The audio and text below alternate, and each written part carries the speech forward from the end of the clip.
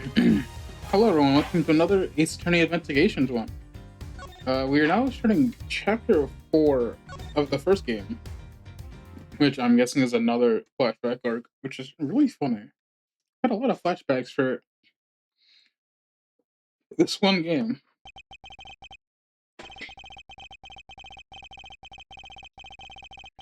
Kay Faraday, the young lady who calls herself the second Yatagrasu.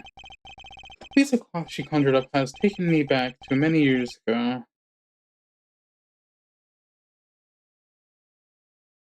"7 years earlier." So, is this... Okay, so this is even before the Mia trial. Yeah, that's right. I did it. I killed the guy. Defendant. Oh. But it was the great thief Yatagrasu who told me to do it. I asked the defendant, "What exactly are you trying to say? Don't you get it? What are the true identity of the Yatagrasu?"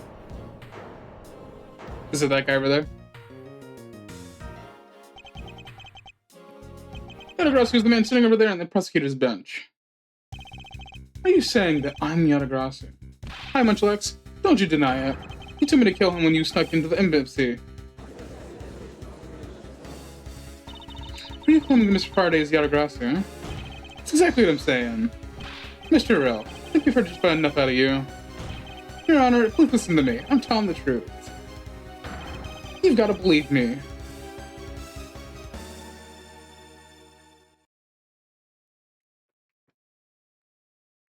Oh, hey, it's our judge.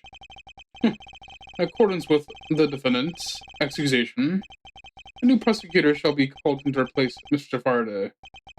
Ah, Faraday. This court will be recessed until the new prosecutor is ready. So the prosecutor's name was Faraday, and Kay's name is Faraday. Alright. I see your game here. It's almost time for me to enter the courtroom. And so it is that my first assignment as a prosecutor will be... I thought your first one was with Mia. It's a replacement for a prosecutor who has been accused by the defendant. Edgeworth. Sir.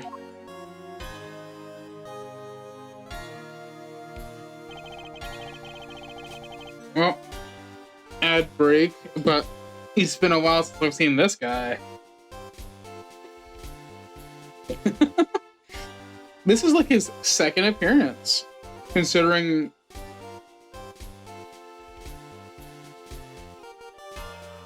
Yeah, it's a contradiction between trials and tribulations in this game. Yeah, it's weird.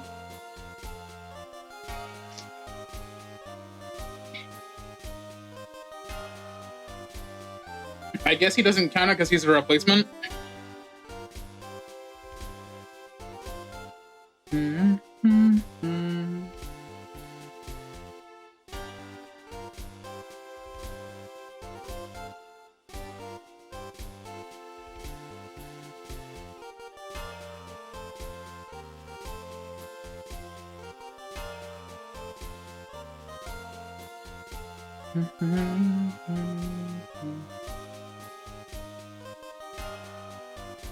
I'm wondering how this is gonna go, because like, now knowing about Von Karma, he kind of despises Edgeworth, you know, for being the son of the man who dealt him his first blow. And then there's the fact that...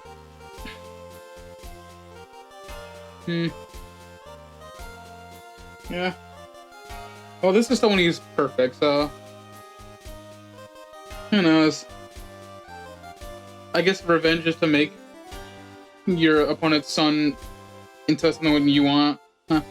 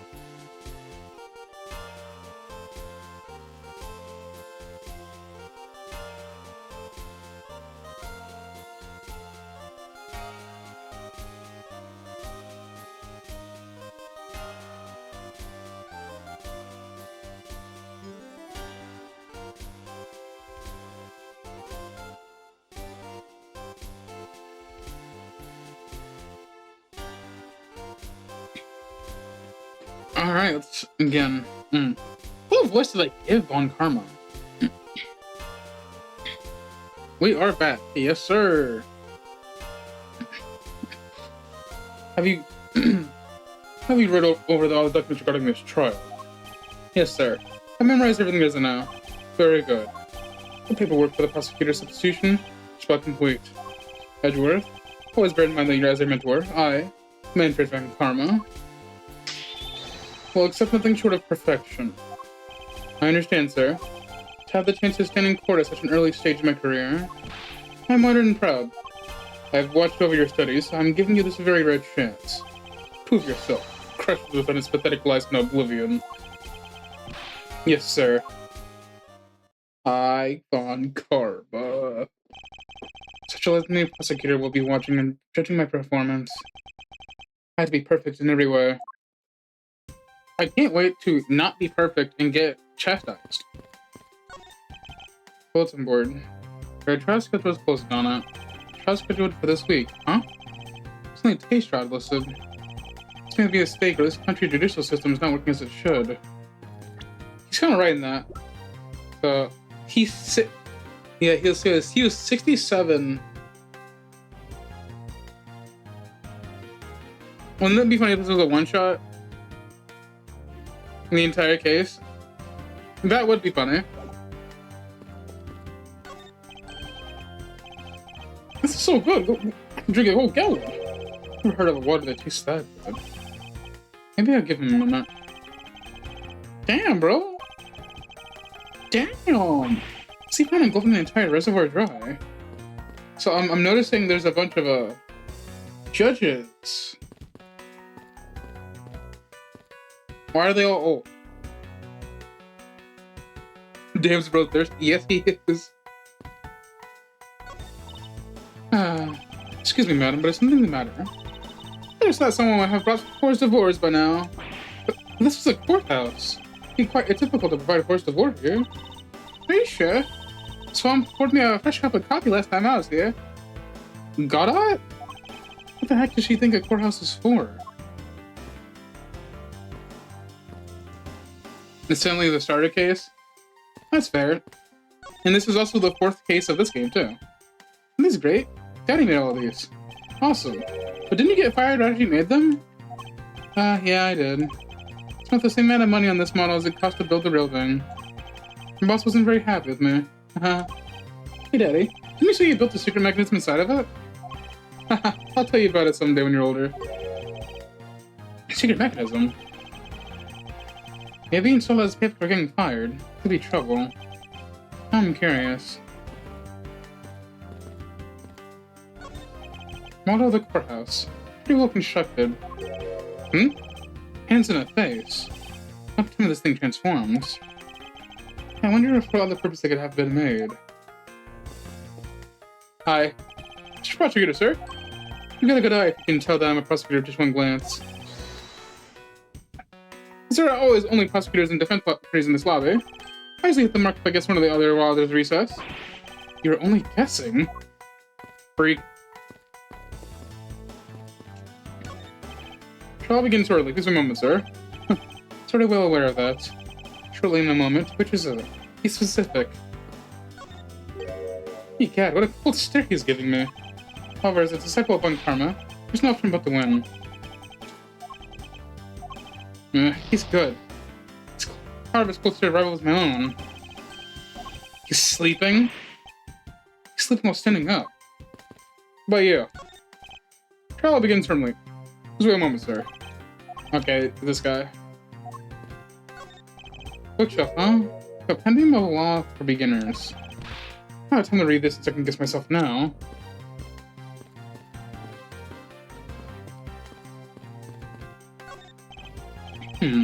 Luxurious and beautiful leather sofa. I must say, every part of this courthouse is meticulously well kept. Although the positioning of the sofa puts one under the direct gaze of the judges. Every judge in this courthouse's history has quite the beard. It's gallantly part of their beloved head hair, I see. Being a judge must be a very stressful career. Probably, yeah. You are presiding over life and death of some people. This should lead to the defendant lobbies. Edgeworth, where's your composure? Wish to take a look at your enemy. Do so in the courtroom, as you crush him. Indeed, thank you. You are a man of wisdom and experience, sir. Not what I was doing, but alright. Today's trial should be just ended in just 1 minute. Because the defendant was picked up by the security camera, correct? Exactly. The killer had the gall to say that he only killed because he was instructed to do so. Even more outrageous is the claim that the case was prosecutor Brian Faraday gave the order. Faraday's such a fool. He's been cornered by his very own prey. Sir, are you an acquaintance of Mr. Brian Faraday? He's a pathetic man who speaks nothing but nonsense. Nonsense? He once tried to explain to me in a way of punishing those who cannot be brought to court. Those who cannot be brought to court. That is nonsense, for no man is above the law. Well, there are always a few exceptions. However, there's no reason to deal with individuals. Prosecutors are the guardian of the court, one with no obligation outside matters. Thus, there's no reason to deal with such individuals, I see. Edgeworth, disgracing yourself as Faraday will not be forgiven. Have no fear, I will not let you down, sir. In place of the accused prosecutor, Brian Faraday, I'll prove the defendant's guilt. Very good. Secured an hour of recess for you to prepare just that. For them all, the power of Von Karma. Did you know that I am a prosecutor? It is thanks to you that I finally became a prosecutor, sir. It's amusing that you wanted to become a defense attorney, yet became a student. It is a strange path you traveled. It's true that I once wanted to become a defense attorney, but now I'm honored and proud to be a prosecutor. I see. And as a student of mine, I suggest you remember this well. The prosecutor's badge is not to be flaunted. The dignity of the prosecutor lies in the man himself, not in the badge. I understand. I will keep that in mind. Besides, why put holes in your fine garments? It's simply preposterous. Prosecutors must also take pride in their appearance. I'll keep this in mind as well. So he's the reason why he never flaunts his badge. I'm constantly having to remind others of the prosecutor's office of this. It's more fashionable to keep your prosecutor's badge in your pocket. In other words, always keep your prosecutor's badge with badge and honor. I understand, sir. Interesting lore right there. So have you achieved a firm understanding of the case? Yes, sir. Memorize everything that is written down in the case files. Well then, explain the case to me. I want to see if you really know what you are talking about. Understood. Murder was committed on September 8th in the Codopian Embassy. The victim, Mr. Dead...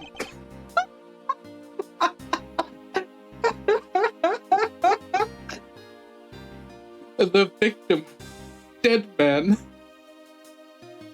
was a staff member of the embassy. The defendant in this case, Mackerel, was held for questioning the night of the incident as he was deemed suspicious. He's quickly placed under arrest for possession of a murder weapon, a gun. Furthermore, at the time of murder, the great Keith Yadagrasu successfully infiltrated the Codopian embassy as well. So we got Dead Man and Mackerel. That's crazy. At first, Rel claimed that he himself was Yadagrasu, but he did not kill Dead Man. I wonder what he expected to gain from such a desperate lie. It's possible that he wanted to go down well in the spotlight if he is found guilty. There truly is no limit to people's inanity. But I digress. Continue, Edgeworth. Yes, sir. During the trial, prosecution presented the security footage that captured the murder, which clearly shows Mr. Rel as the murderer. After Mr. Rel firing the gun could be clearly seen from the visitor's gallery. Upon seeing that, the defendant retracted his statement and admitted to the murder. I did it because I was told to, by the real Yadagrasu, Brian Faraday. That sounds about right. However, you've forgotten one thing. While this may appear to simply be the murder of a Codopian embassy staff member, people are actually referring to it as the second KG8 incident. The second KG8 incident I'm very sorry, sir. I fear I failed to study enough. Well, even among the police, it's information that only a few are privy to. Can you please enlighten me, sir? Sir, what do you mean by the second KGA incident? In order for me to tell you that, you must first learn about the original case. I guess we're about to learn. Take a look at these documents. This is a 3-year-old newspaper. Can I look at it now? Kodofian embassy staff member Manny Kochan found not guilty. The victim, Miss CCU.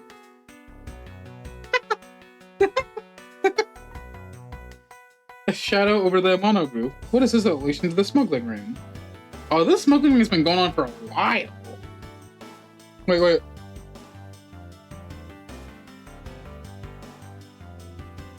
Wasn't this about the guy we had previously?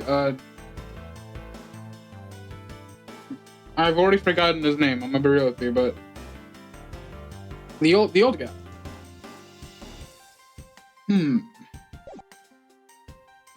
You've heard of the Amano Group scandal before, correct? Yes, I have. The secretary of Ernest Amano, the Amano Group's director, was arrested under suspicion of smuggling. Correct. CCU was an employee of the Amano Group, and the sole witness to the smuggling operation. It was she who brought the crime to light. However, Miss Yu's sounds before she could testify in court. Wasn't it like a different Kodofian embassy staff was arrested for the murder? Yes. A Kodofian by the name of Manny Kochan was the suspect. However, due to the lack of evidence, the case went unresolved. Lack of evidence? If only I was in charge of the case. I would have done everything in my power to prove his guilt. I'm sure that all criminals were found guilty. Mitchell really is dedicated. Faraday was the prosecutor in the case then. He was as pathetic as ever. Faraday was in charge of the KGA incident as well. That's right.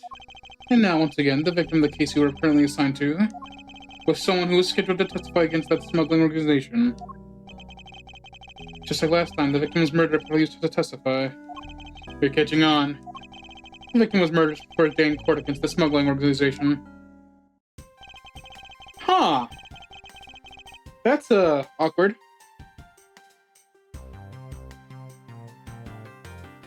So, if I'm reading this right, the Yatagarasu groups are looking into the smuggling stuff, but the people keep dying, they keep getting silenced before they get a chance to testify about it. And both times Faraday has been involved, but the defendant is saying that Faraday told him to do it. So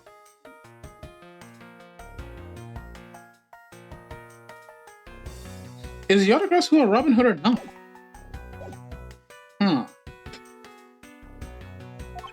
So that's why it's being called the second KGA incident? Yes.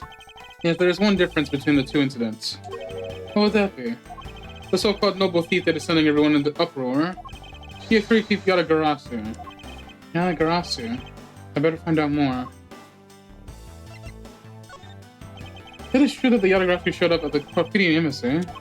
What could he or she have been after? Reappears. No doubt to steal any suspicious accounting records and release them publicly. Remarkably, to steal secrets from the Kodofian embassy itself. Since the item that the Yatagarasu stole there was sent to the police. Or was it that the Yatagarasu was sent to the police? I don't know the details. Anything related to the Yatagarasu is getting top-secret treatment. Still, I find it very ironic.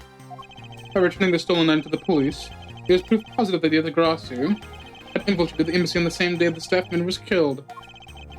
Criminals have a way of incriminating themselves, when you say. That would have been the first time Yatagarasu had less evidence behind, correct? Yes, indeed. If you wish to learn more about the Yatagarasu, then I suggest you ask Faraday. Sir Faraday? He happens to be the prosecutor in charge of the Yatagarasu case as well. Is the prosecutor in charge of both the KD8 incident and the Anagrassi case? Mr. Faraday relies a lot on his plate. Oh, hi there. What is it, little girl? You're scary, mister. Did you need something? I want to share these coins with you. A fistful of quarters, dimes, and pennies. Looks like you have exactly $1. This is what you want? Thanks! It's exactly what I needed. Good job you're here to watch the trial. How disrespectful a child to be running around inside the courthouse. Does no one have respect for this country's judicial system anymore?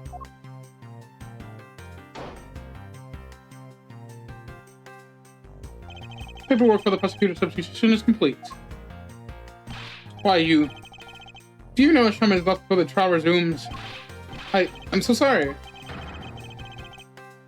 I can have you mopping up this courthouse instead of pretending in an instant. It's no bother, sir. Not being completely prepared to be a perfect handicap for me. A proud one you are.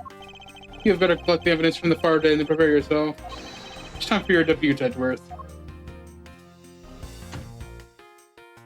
Where's Faraday? September 10th, 4 p.m. Okay. It's so awkward to see two people on that side.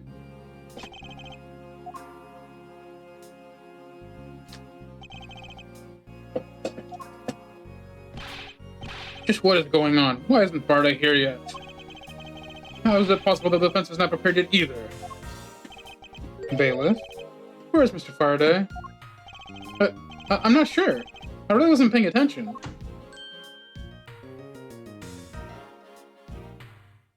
Holy shit, it's Judge!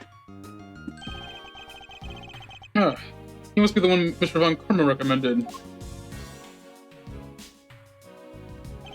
Hey, this will be your first try. I look forward to seeing how you perform.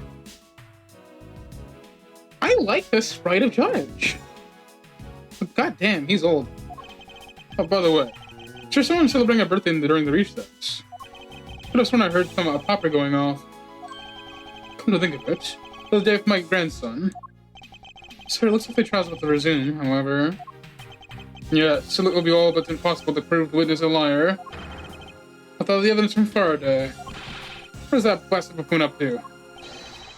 It's emergency, sirs. Oh, my shirt.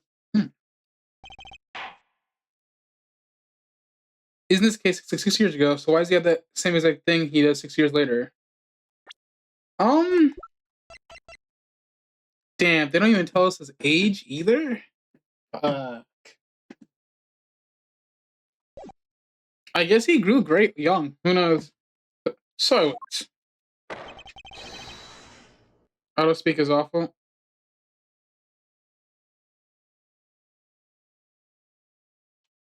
Oh my. Did I say something wrong or did the game say something wrong?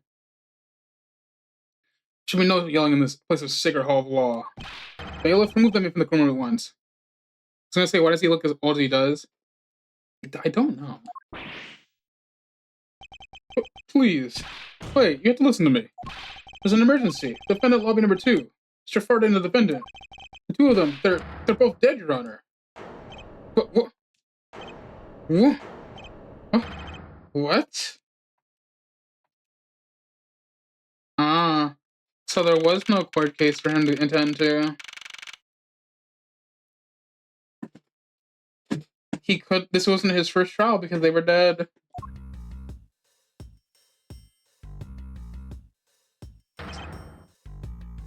Stay back.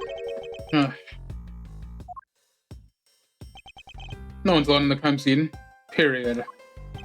Just who does this oddball think he is? It's becoming quite the hotspot. Isn't she Mr. Rose's defense attorney?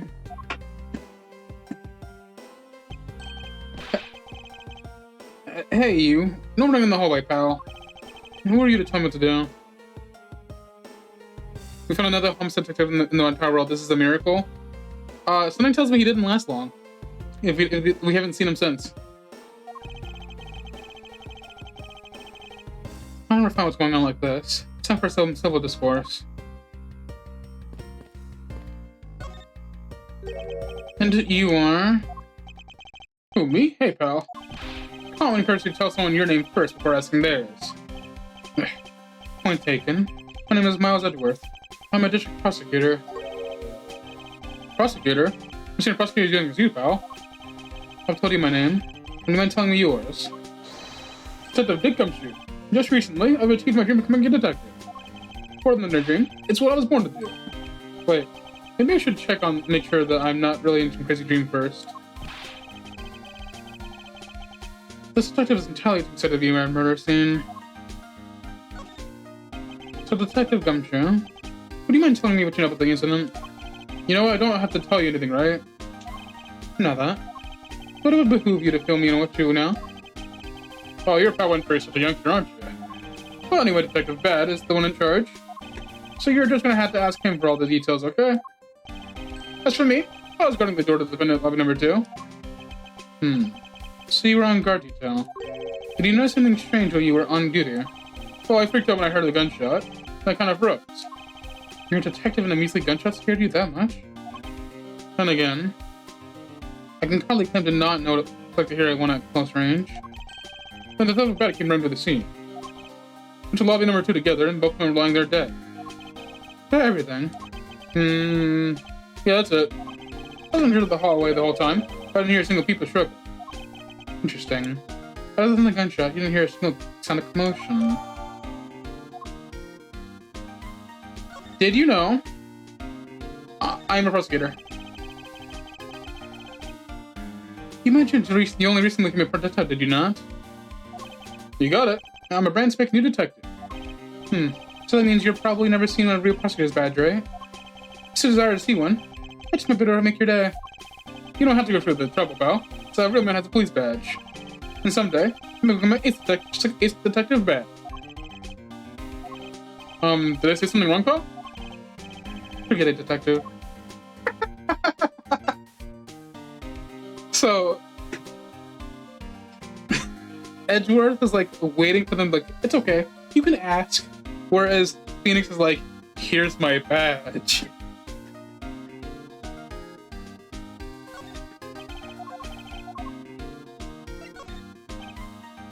So you were guarding the door to lobby number 2 at the time of the crime, correct? Yeah, that's right. Not you know, not even a single ant got by me. Really? Are you sure that not even a single ant slipped in? Well, I guess we're talking about slipped in. Then maybe a frog or something did. It might appear that my point also completely slipped by you, detective.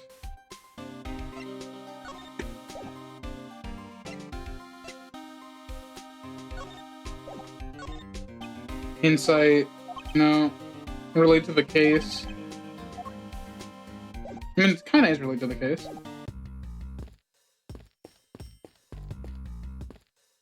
Young judge? How? Post for the judge. There's a longer slogan of some sort of, and tiny letters in the bottom. Every strike of my gavel brings the truth closer to me, and my hair farther away. Is this a promotional poster for the court or a hair growth product? Fire extinguisher. When did we be hit in the head with this? I suppose the victim may lose a memory or two. Huh. Crazy how you mentioned that. It's not as though I'd ever be so foolish to be struck one of these. Huh.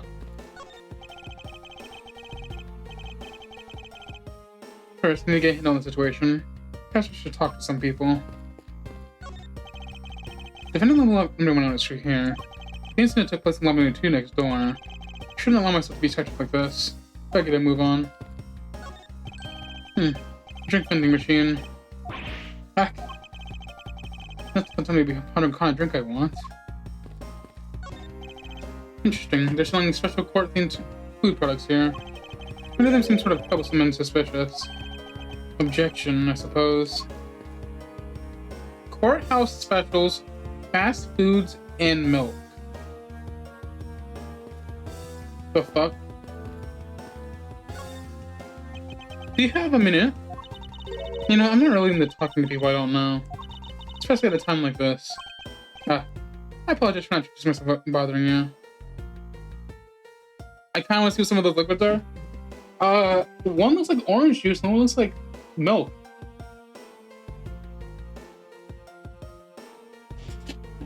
Hot dog, beef jerky, ham sandwich, Swiss rolls, milk, and orange juice. Interesting.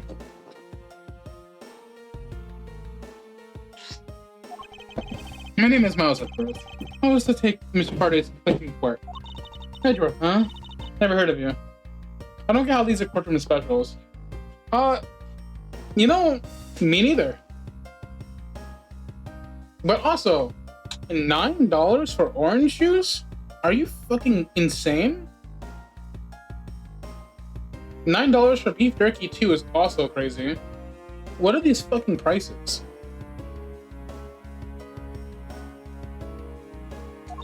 So Friday substitute the newbie, huh? How do you know, madam? That's under Memphis karma. Hey, do not take me from the naive nuns. Novice.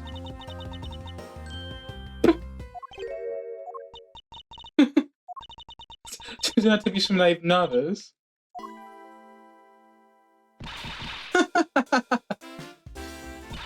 Oh, so you're shooting a blind karma. I should have. But those clothes are a good giveaway. Stop right there. These are the garments of the one who only presents the facts. Thanks for the great laugh. But try not to make me laugh so much, okay? I wasn't gonna do anything of the sort. Just kidding. I was goofing it around. By the way, do you know who I am? My name is close to...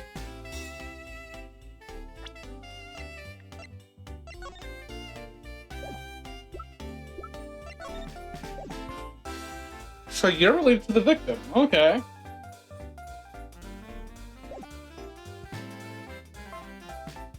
A carton of dairy milk is $7? You're fucking with me, hold on.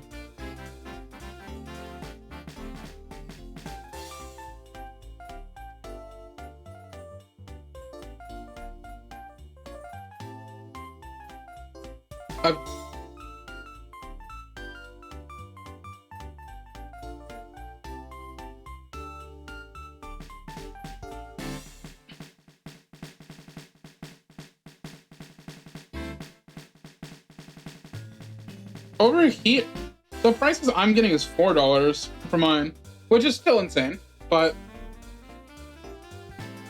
again, $9 orange juice? Get me fucked up. By the way, do you know who I am? My name is close to you.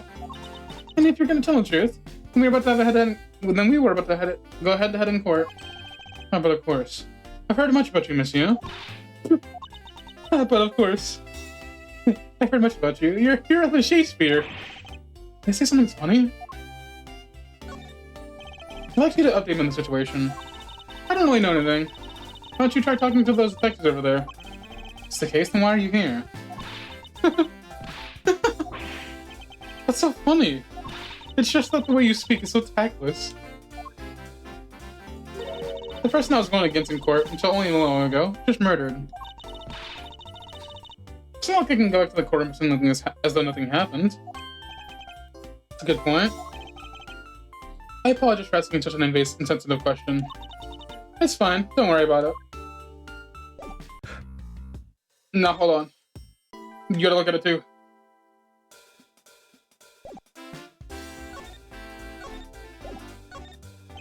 It doesn't seem we will not be able to face each other. This is to be my first trial too. I was at a declaration of war. How nice it is to be young and carefree. What a nice, quick, clean badge you got yourself there. I'm jealous. I'm sure its gleam will dull over time with experience. Are you saying your vision also turns over time with it? That's not what I meant. It's funny because that does happen. You just can't avoid some things in life. I'll never allow myself or my vision to be tarnished. Funny how that works, huh?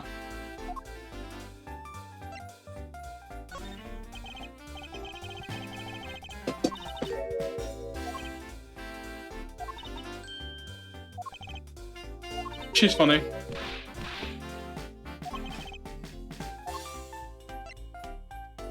You're related to the person in the case. Hey, look, ants. This stuff looks like it's seen its fair share of use. Looks like another part of the courthouse is visible from the window. My eyes have looked.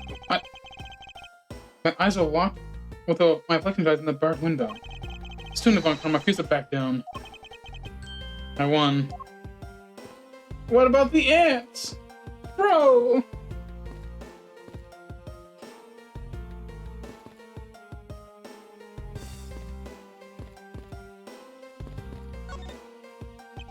Excuse me, but who are you? Detective Tyrell Bad. Tyrell Bad. Homicide. This informed of the situation came as quickly as possible. So how did you arrive at the body before me? Faraday requested me to testify in trial, plain and simple. Mr. Faraday, what should you be here? I am a prosecutor. But showing that off makes you feel like a big, strong prosecutor. Of course not. I was simply picking my title of prosecutor, do you? I see. Most prosecutors don't go around flipping those things. It's like a detective walking around outside with his badge flashing in the sunlight. Show that off too much, and before you know it, you'll be elbow deep in angry criminals. That would definitely be a problem.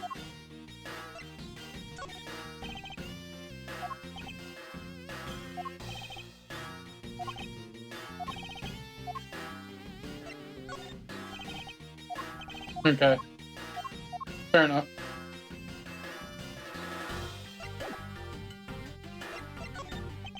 I've already contacted you about the situation. I've got nothing to say to you, kid. Kid? This man does not care? Yeah, he's kind of real with that. Mr. Faraday says it's in today's trial. Therefore, I insist you update me on the situation. Can't back down here. I have a right to know. Do I need to teach you a thing or two about how to talk to adults, kid? Is he threatening me? Is he my first gun? Bro? It's just a mirror. How did he treat me like that? Faraday was stabbed to death with some kind of blade. He had a gun in his hand. Other man, Mr. McGraw, was shot and killed. His son holding a bloody knife in his hand. Is there anyone else who went for the defendant? Let me know too. Yeah, that big look over there. His name's Gumshoe. He was in charge of guarding this place. He's claiming no one else entered the room. This man pulled a Doofenshmirtz from the Phineas and Ferb movie. Which Doofenshmirtz?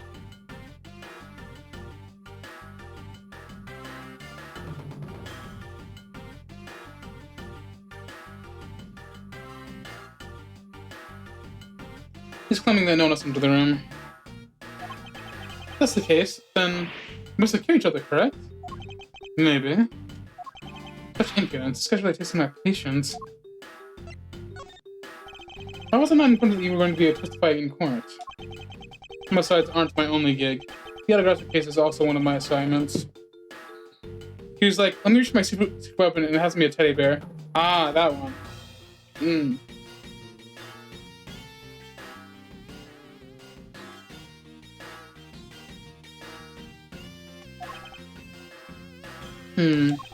So you were caught up on the comment on the aggressive curse lyrics. I wondered if Mr. Faraday really was the aggressor or not.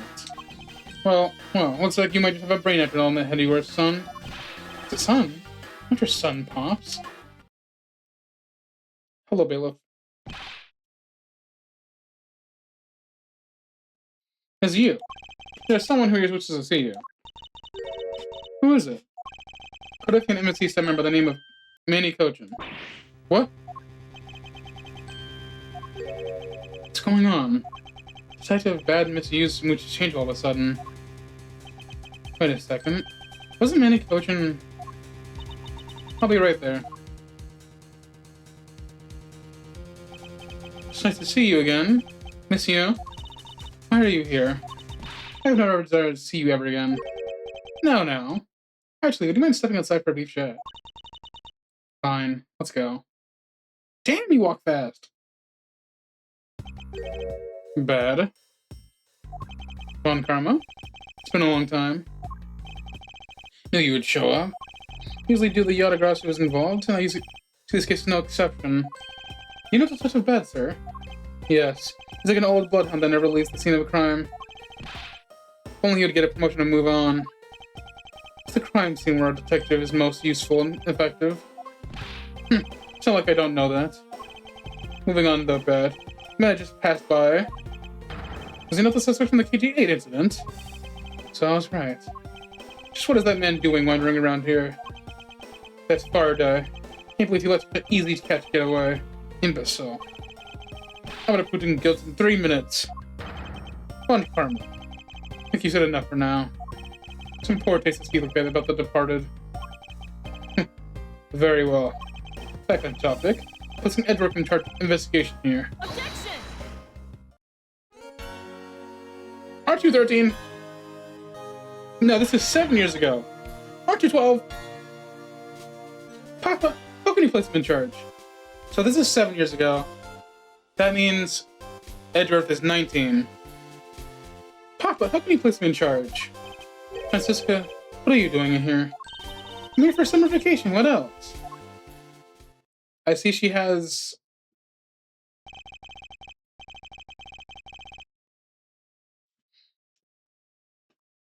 Do not get me started on your whole the trial ended in 30 minutes saying, is that your catchphrase now? I mean, I wouldn't be surprised because didn't he say that it was going to take one minute for Phoenix's trial? And Francisca said that we would change our minds in 10 minutes.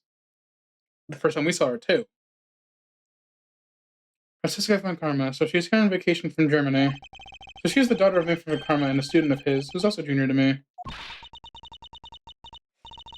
You're the one who's junior to me, and don't you forget it. You're not conveniently avoiding the bar examination, are you? Huh. You were to pass, and I actually have no trouble at all.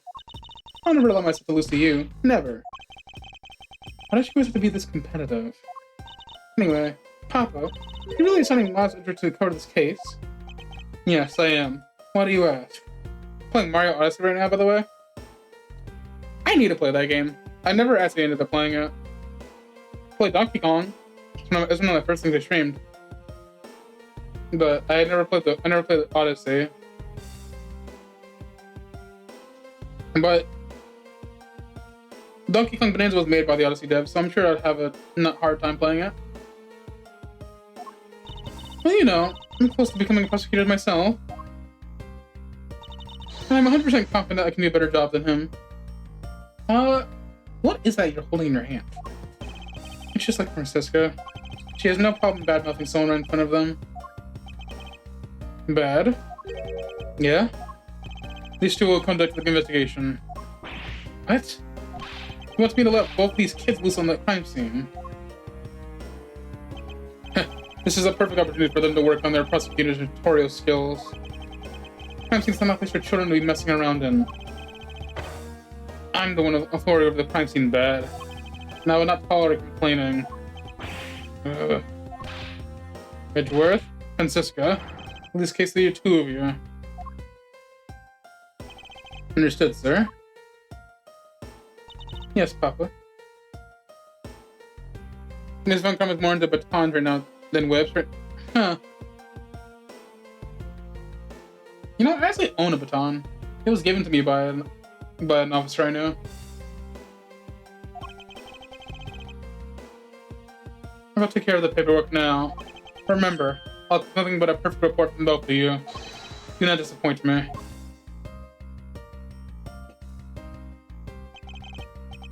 Hold up, Von Kram. I haven't agreed to this. Miles Edgeworth. It's been quite some time, Francisca. This will be the perfect hint for us. See which of us is truly worthy of the Von Karma name. We'll kill you, at least say hello. Long time no see. Very good. Just because you became a prosecutor first doesn't mean you can't act all proud. She hit him! She hasn't changed a bit. Miles Edgeworth. As I was saying, we shall see which one is worthy of being the Von Karma name. For crying out loud. I've been reduced to a babysitter.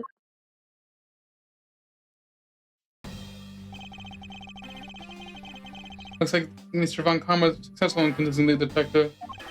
That's just like him. He never fails. Now, I'd appreciate if you can quickly remember the facts, Detective Bad. You're better off figuring things out on your own. Very well. Seems like getting up with Detective Bad would be a most arduous task. What the hell?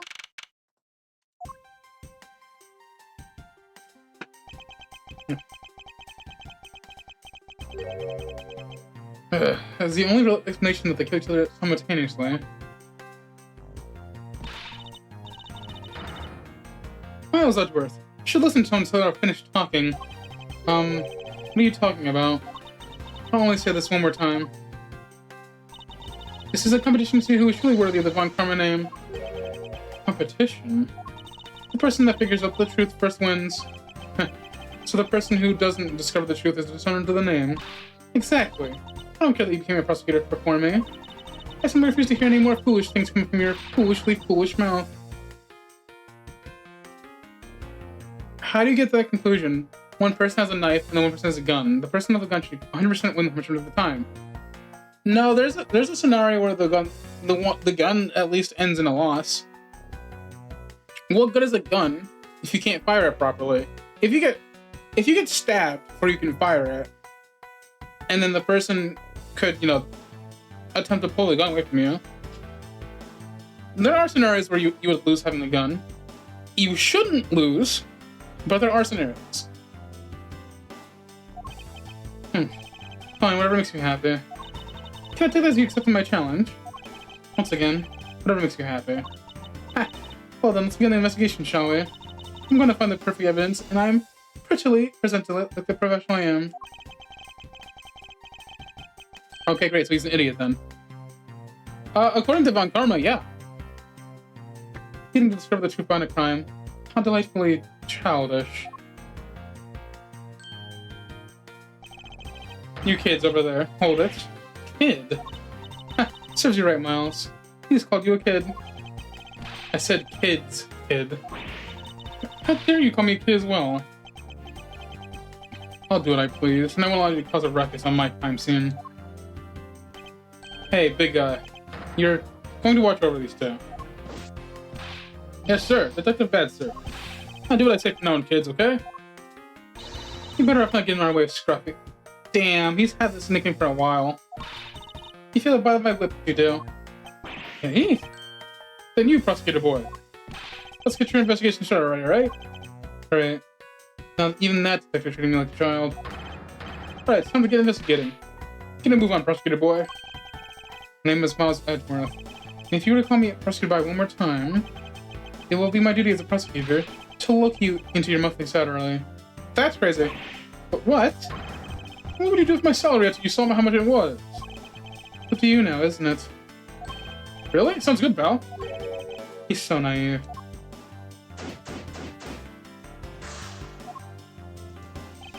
Detective Bad, may I have a word with you? What is it? It appears that both knife and gun were used as murder weapons. Yeah, it does. That leads us to our first question of investigation. Where did the men acquire the weapons? The gun was inside the Faraday's bag. There's a piece of evidence that was presented in the trial earlier today. He was used to kill the Copian embassy staff member. But I never heard anything about a knife. Mr. Rell was being held by the police.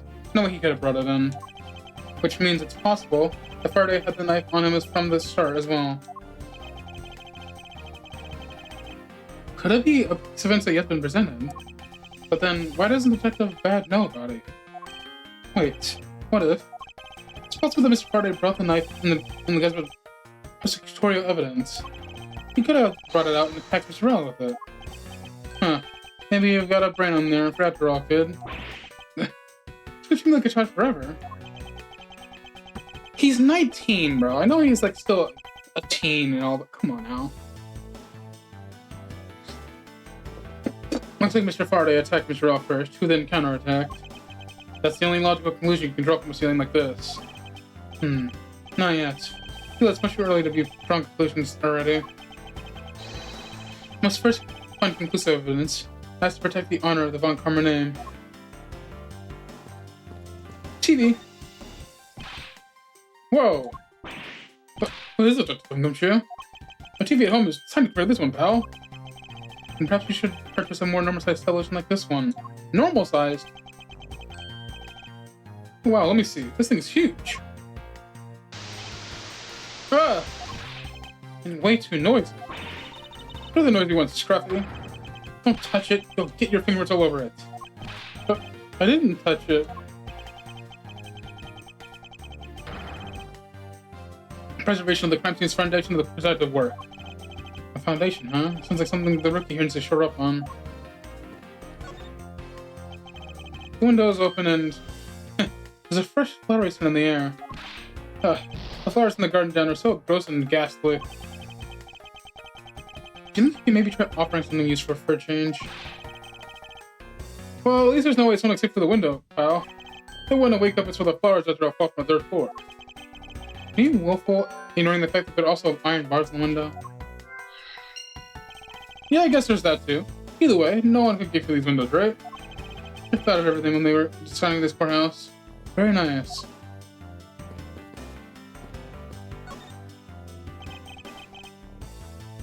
TV has been left on. Why are you looking at me like that? It wasn't me, I didn't touch anything. Gumshoe. You do know what happened if you touch something again. Right? I won't touch anything. I won't even go near the TV, sir. And you. Put your administration in, alright? I was planning to do so anyway.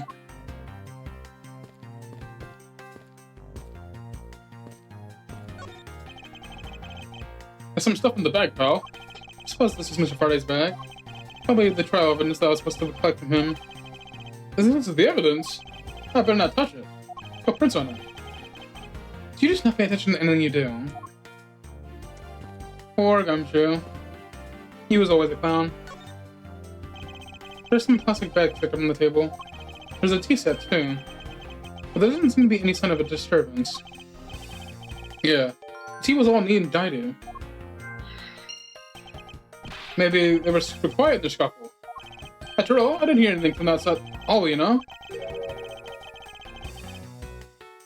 Maybe the plastic bags got on the floor throwing us off. Urethra. Looks like Mr. Faraday fell on top of Mr. Earl. First glance, it seems like they must have killed each other. However, using logic, the only logical conclusion is, aha!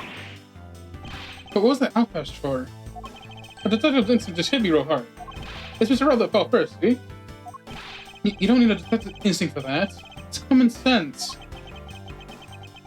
But I suppose we won't know much more than that until actually examine the bodies. Knife. Looks like Mr. Knife left the knife in his hand. Some blood stuck to it. Then he must have used this as a weapon, if not about it. Was Mr. Faraday carrying this on his personage? Did he bring this as a piece of evidence for the trial? Or did he bring it with a very different intention in mind? He dropped nothing about it.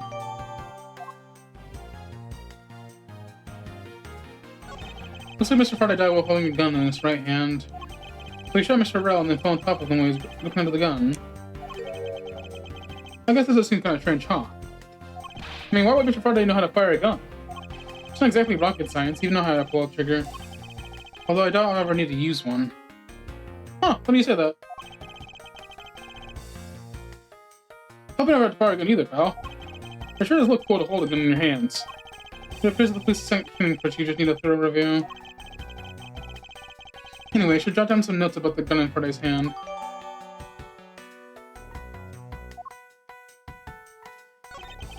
Mr. Faraday. How ironic is him to lose his life in the courthouse. Yeah, why'd I have to be like this? I don't know what to say. That scarf is very telling. He might have been the actual Yatagrasa. I mean, he probably is, considering what we know of the story. Can't believe this happened while I was on watch, pal. Rather than beating yourself up, you should spend your time continuing the investigation. Didn't you become a detective in self-crimes? Yeah. And get back to work. Find out the cause of his murder.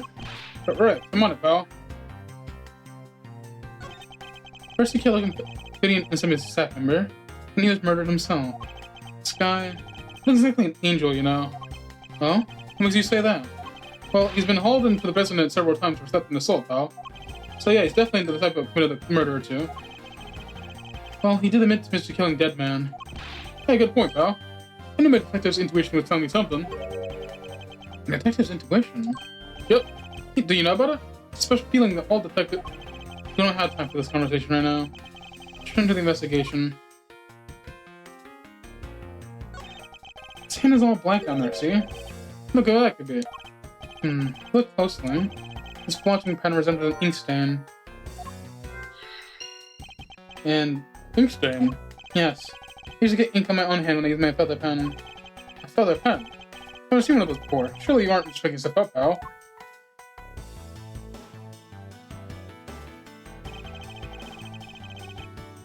Mr. Rose's death was from being shot, correct? That's what we think, but it's hard to tell if I'm lying face down. Death is bad enough, but it's really lamentable that someone would try to hide the truth. Are you sure they were trying to hide something? Can't confirm Mr. Rose caused the death of his body position like that. It's bad. Let's examine the bodies in further detail if possible. What's this? You're not able to form a theory of where they are. I believe the examination of the bodies is vital to finding the perfect evidence, don't you? Suppose you do have a point. Well, hurry up and get on with it. Lobby? Yes, sir. Taking enough photos of the evidence seen, sir. And there you have it. The answer is yes. Do you not approve? Of course not. What? Investigation of crime scene is the work of a detective. So don't touch it in. Hey, big fella. Turn over the bodies for me, will you? Okay. Please give me Miss Party, sir. I'm sure. Do not get emotionally involved. Remember, you are a detective. Yes, sir. Understood, sir.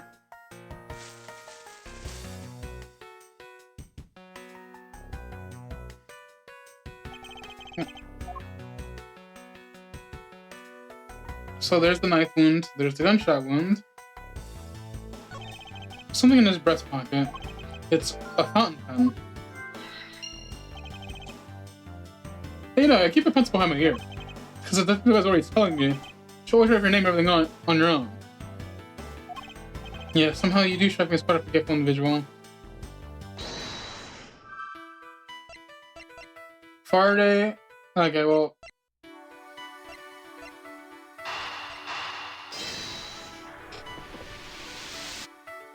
Well, there's that for Squirrel. Let's punch Mr. Faraday's hand. I wonder if it might be this ink from his fountain pen. Ooh, let's ask the lab guy. What's up, Gumshoe? Confirm the substance on Mr. Faraday's hand is your ink from the ink of his fountain pen. I see, good work. You know, I've always wanted to say that. Even just one time in my life. Mr. Faraday wrote his fountain pen in his left hand. It's fair to assume he was left-handed. It appears Mr. Faraday's pen is very important to this case as well. Okay, if you say so, pal.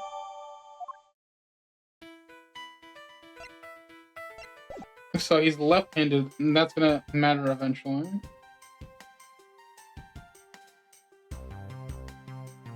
Man, they got them grippers if they're holding on to these real tight.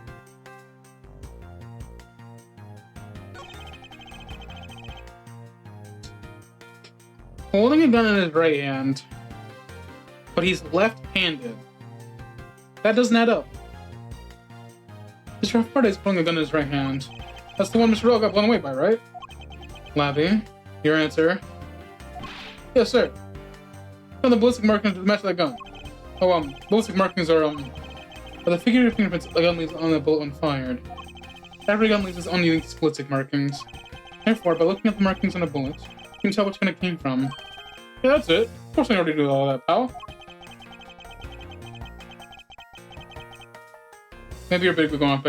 Maybe you're better off going back to the academy. Come on, sir. Give me some slack, will ya? So the bulletless fire from this gun is what killed Mr. O.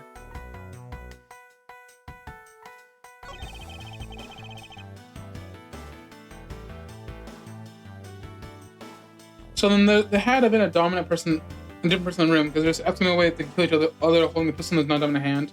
Well, yes, but that's probably the likely answer. But that does go back to our conversation of a scenario where a knife wins in a gunfight, I think shooting with your bad hand would cause you to waver, at least. So yeah, again, he's still an idiot. But the answer that there's someone else there is a likely story. Maybe they were... Ooh. So there's a T set, right? What if they were... Well, I mean, what if they were poisoned?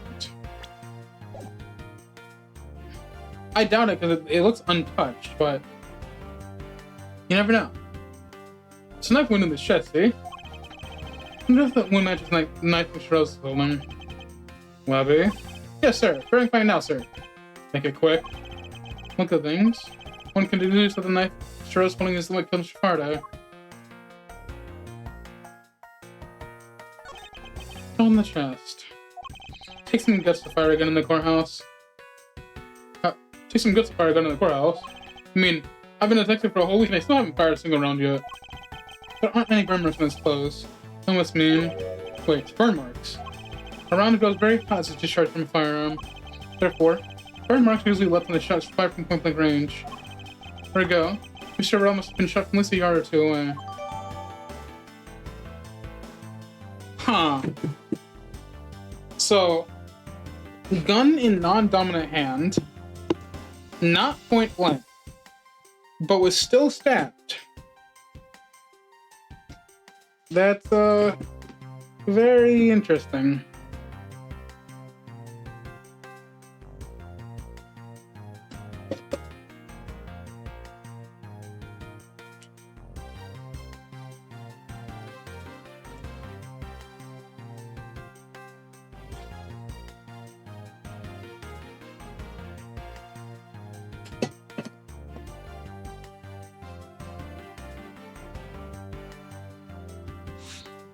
There's an ad break, so I'm gonna hold off on talking.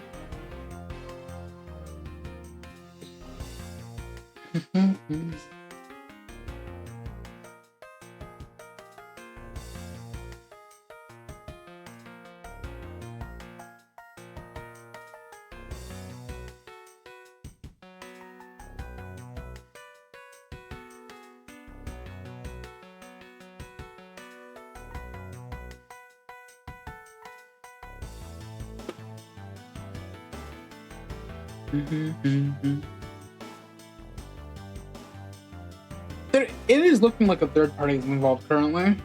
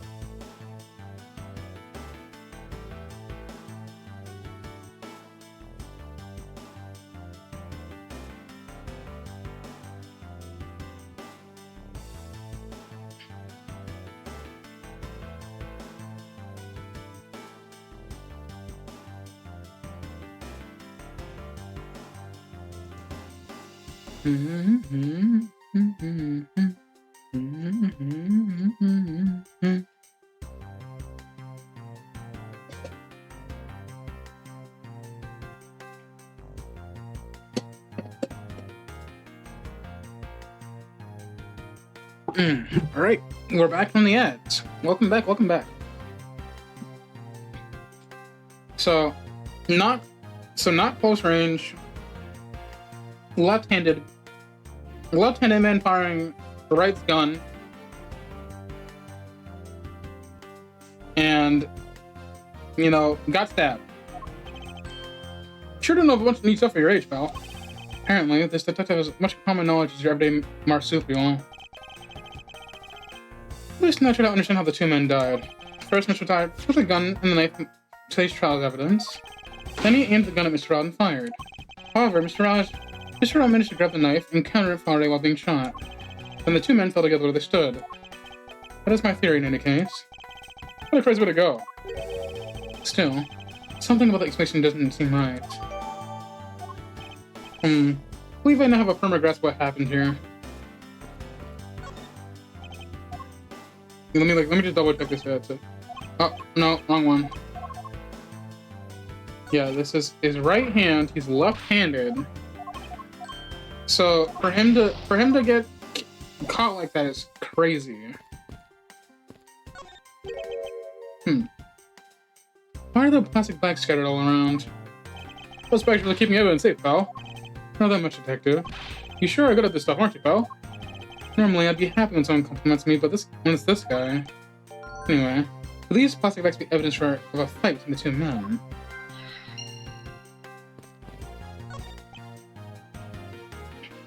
This decorative plant's foliage is quite nice.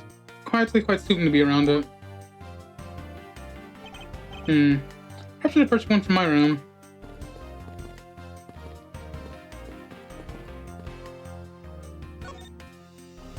Detective Bad, do you have any thoughts on the case? Faraday and Rowe. Looks like they killed each other to me. Although, there are quite a few things that don't seem right. What would they be? Why don't you think on your own before it bothers me, boy? I've been denigrated as a boy.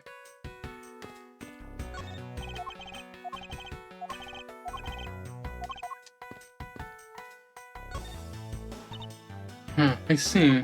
Did you pick something out? This is the competition, Miles. And as such, I appreciate if you don't talk to me. As you wish. Alright, goofball. Yeah, pal? I'm so excited, pal. It's my first real crime scene. Let's get investigated. Detective Gumshoe. Thought investigations were supposed to be conducted in a calm, collected manner. What do you know about running an investigation, little boy, prosecutor? At the very least, I have a greater grasp than you on what happened here. Why, you know any more than me, pal. Look, you just stay behind me, boy. What? Look, out of the way. Ironic coming from the guy who's been set by me the entire case. It's my first time setting foot into the courthouse. Who would have thought that it'd be for my first case as detective? But you know, I get the feeling that I'll be coming here a lot more in the future. As a suspect detective? Of course not, pal. Anyway, this lobby's got some pretty luxurious. I mean, for a defense lobby, it's got a pretty big TV. Oh, and there's that tea set at the table over there. Bet you didn't know that I like to drink tea. Well, this room really decked out. I mean, spending time in here, maybe being a stick isn't such a bad thing after all. I'm beginning to suspect that leaving this detective in charge of anything might be bad. But he's right. This room is rather well furnished. Somewhere in this room, the truth is slumbering. Time to find out and give it a wake-up call. Honestly, yeah, let's see. Well, first of all, let me see something.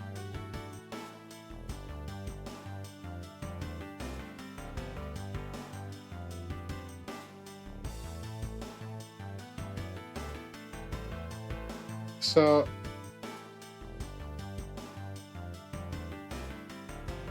it looks like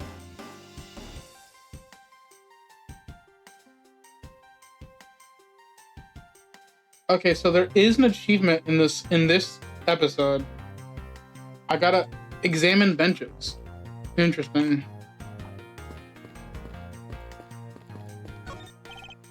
Looks like the stuff is ready to be disposed of. So soft. Wait, am I the right one? Yeah, the prosecutions, the defenses, and judges. I don't think I'm in the right area.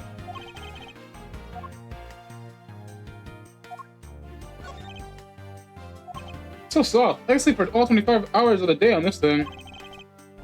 25. Only could dispose of him. Alright, Eureka.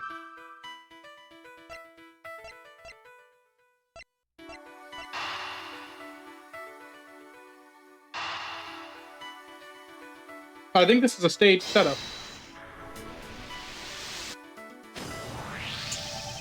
Here's a very tidy pile of plastic bags on the table, and yet a portion of them wound up scattered on the floor as well. It's not likely the ones on the floor were not going to struggle, in which case, might there not be another explanation of how they got there? Another reason? I believe it's possible that the blood on the outside of the bag is related somehow. Eek, please get that blood away from me, pal. Shut up, Gumshoe. Whose blood is on this bag? Hold on, let me ask the lab guy. Alright, please hurry. Where'd you get a load of this, pal? It's Mr. Faraday's. On the tradition said they didn't find anything else in or on the bag either. It appears that this bag is a very important piece of evidence. If you say so, leave it in your hands, pal. Guess there's no much left to investigate. They really did kill each other. No, we can't conclude that quite yet. There's still something I find very peculiar here. The theory that they simply killed one another is too simplistic in this case. In fact, there's actually a contradiction that shows there's another possibility. No, wait, pal, really? I suppose I'll just show you the contradiction in this crime scene.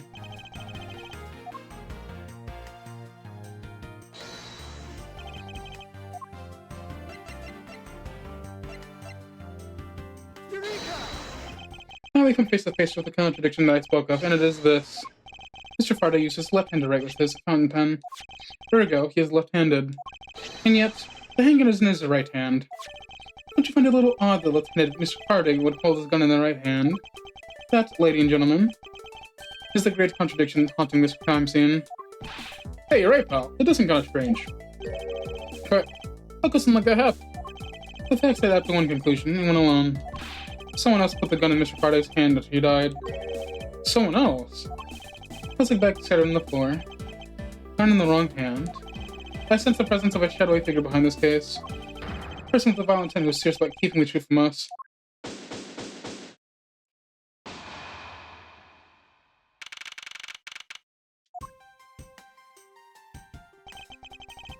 Here's the autopsy report.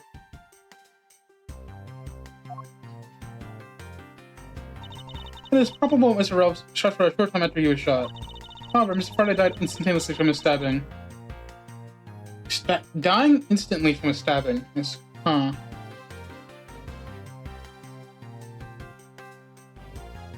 It's not... what's the word? It sounds about right, is what we're getting at.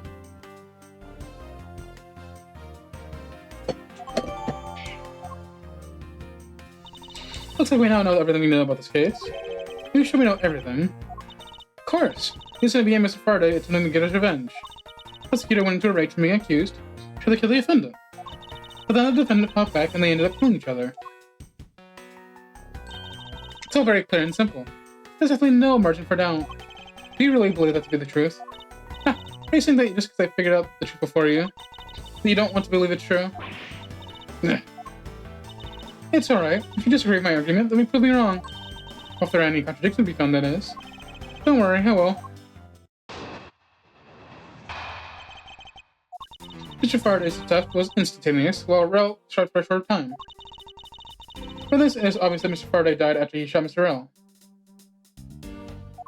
Mr. Rel was on his brink of death, so Mr. Faraday snapped and stabbed him. Those are the facts of this case.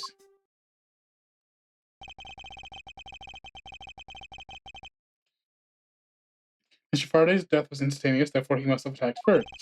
But when the logic be false is probably the fastest way to show our logic wrong. In that case, let's look for any holes in our theory.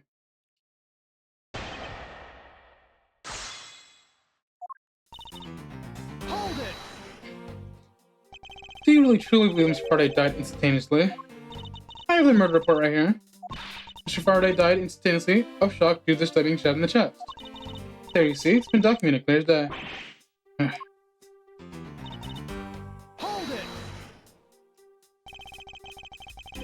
Mr. Faraday shot Mr. Rel before he died. Do you have any basis for that statement? You're foolish, that's no end, does it? Now, I hate to repeat myself, however. Faraday died instantaneously. That's all the basis I need.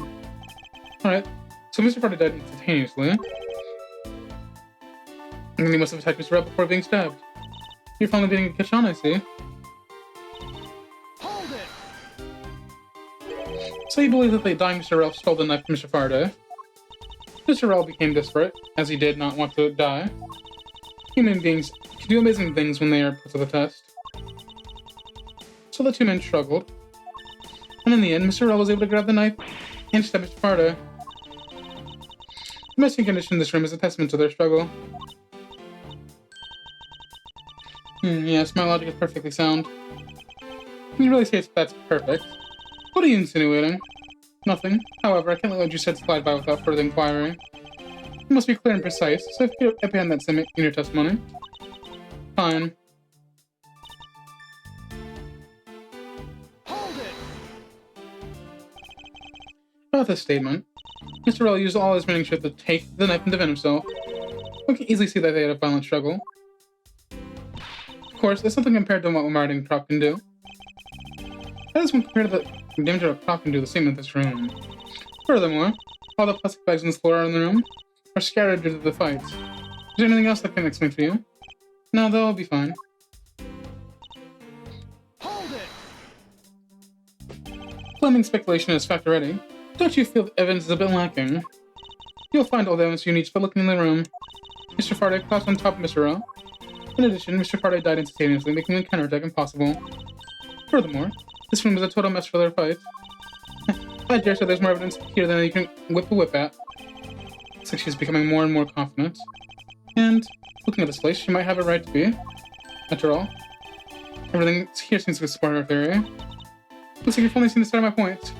As I've got one other look. It looks like you're starting to see my point. I've as good as won our level competition.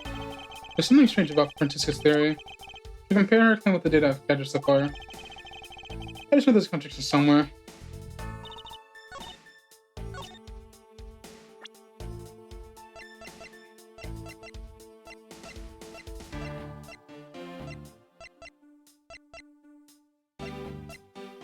Objection! I didn't want to...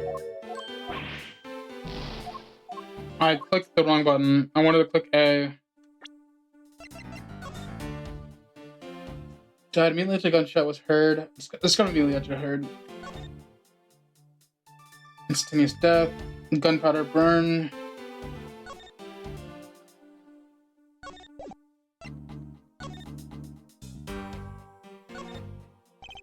Blood from no clues other found.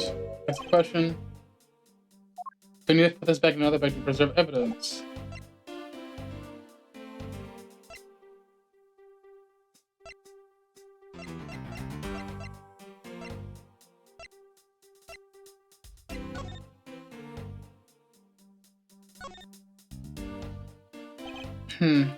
Probably using a very nice compounds. So opposite of me, I don't think things at all. Well, I think the pencil behind your ear is just fine. Really? Think so, pal? I know you worth something. That was just like a compliment, detective. It's like a quality nib. Let me see test it out, pal. Ooh, this is really... Heck, got an ink all over my hand. Hit that gumshoe. Don't ever play with the evidence like that again.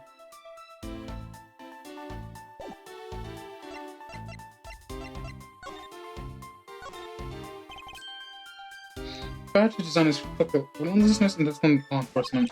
Comes from the authority vested as the strict protectors of the law, executors of our sentences, parchment rich for us and bliss for more days. Oh, he said that before. Is it the same? Okay, those are the same. Oh, testimony right here. If the two men were fighting, the struggle would have been quite annoyance. However, Detective Gumshoe would testify that he heard absolutely nothing. You place so much faith in that detective's testimony, you know. But for the sake of argument, let's say that there wasn't a fight. Now then, how did this Rel get his hands on the knife? Faraday's bag was sitting right there in the lobby number 2. It's not hard to imagine that perhaps this Rel pulled out and took it out at some point. So, what you're saying is that this. Mr. Ralph took a chance when he saw the opportunity and took the knife from the bag. Then Mr. Faraday shot Mr. Ralph being stabbed. Is there something strange in Francisca's statement just now? Wait, something doesn't add up. Oh, really? It's simply not possible for Mr. Faraday to have shot Mr. Ralph being stabbed.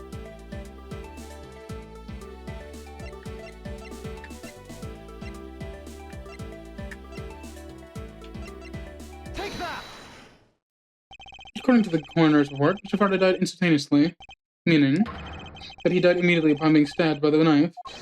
Ergo, he could have not possibly fired the gun after that. Ooh, you got me. But of course. Well, then if the report's correct, then there's only one correct explanation. Suppose that Mr. Rell attacks first. Mr. Faraday, who died instantaneously, was unable to kill Mr. Rell. Therefore, Mr. Rell must have stabbed Mr. Faraday after he was shot, and they both died. That is the only explanation that makes logical sense. Getting your opponent's ideas in order to prove your own theory. I see you've been studying Francisca. I just wanted to explain it to you as simply as possible. Or you foolishly propose a foolish theory that only a foolish fool could. How naive you to believe that only your opinions are valid. And still expect to discover the truth that a crime scene offers you. Francisca, you still got a ways to go. What are you talking about? Are you saying there's enough flaws in my logic? Mr. Faraday died instantly, and the fact that he did is what gives rise to the contradiction in the scene. The contradiction here in the crime scene is...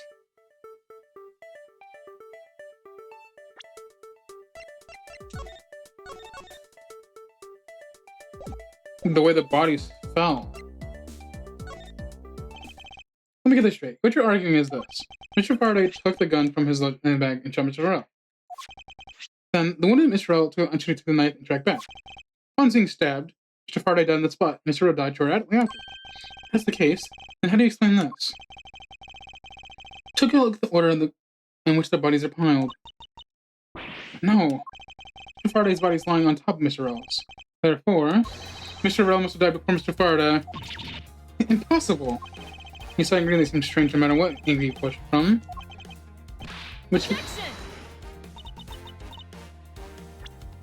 means the real mystery behind this crime scene is what we must solve is... No, not so fast, Miles Edgeworth. What now? I simply think that you ought to think a bit more outside the box. And that it's even more clear now that the incident started with Mr. Faraday's murderous intent. She sure bounced back quickly. Explanation won't be enough this time. It's going to take some very decisive evidence to prove her wrong.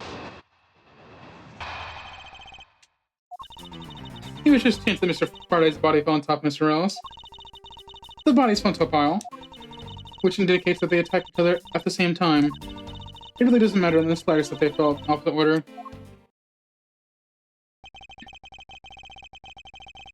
I just know that Francesca's explanation isn't absolutely correct. All to do is find a hole in her logic. If I do, I can then present her with the evidence that proves the contradiction. So it's the part that she's like, they attacked each other at the same time. One has range, and there's no burn marks, which means there's no way that would work. There'd be burn marks.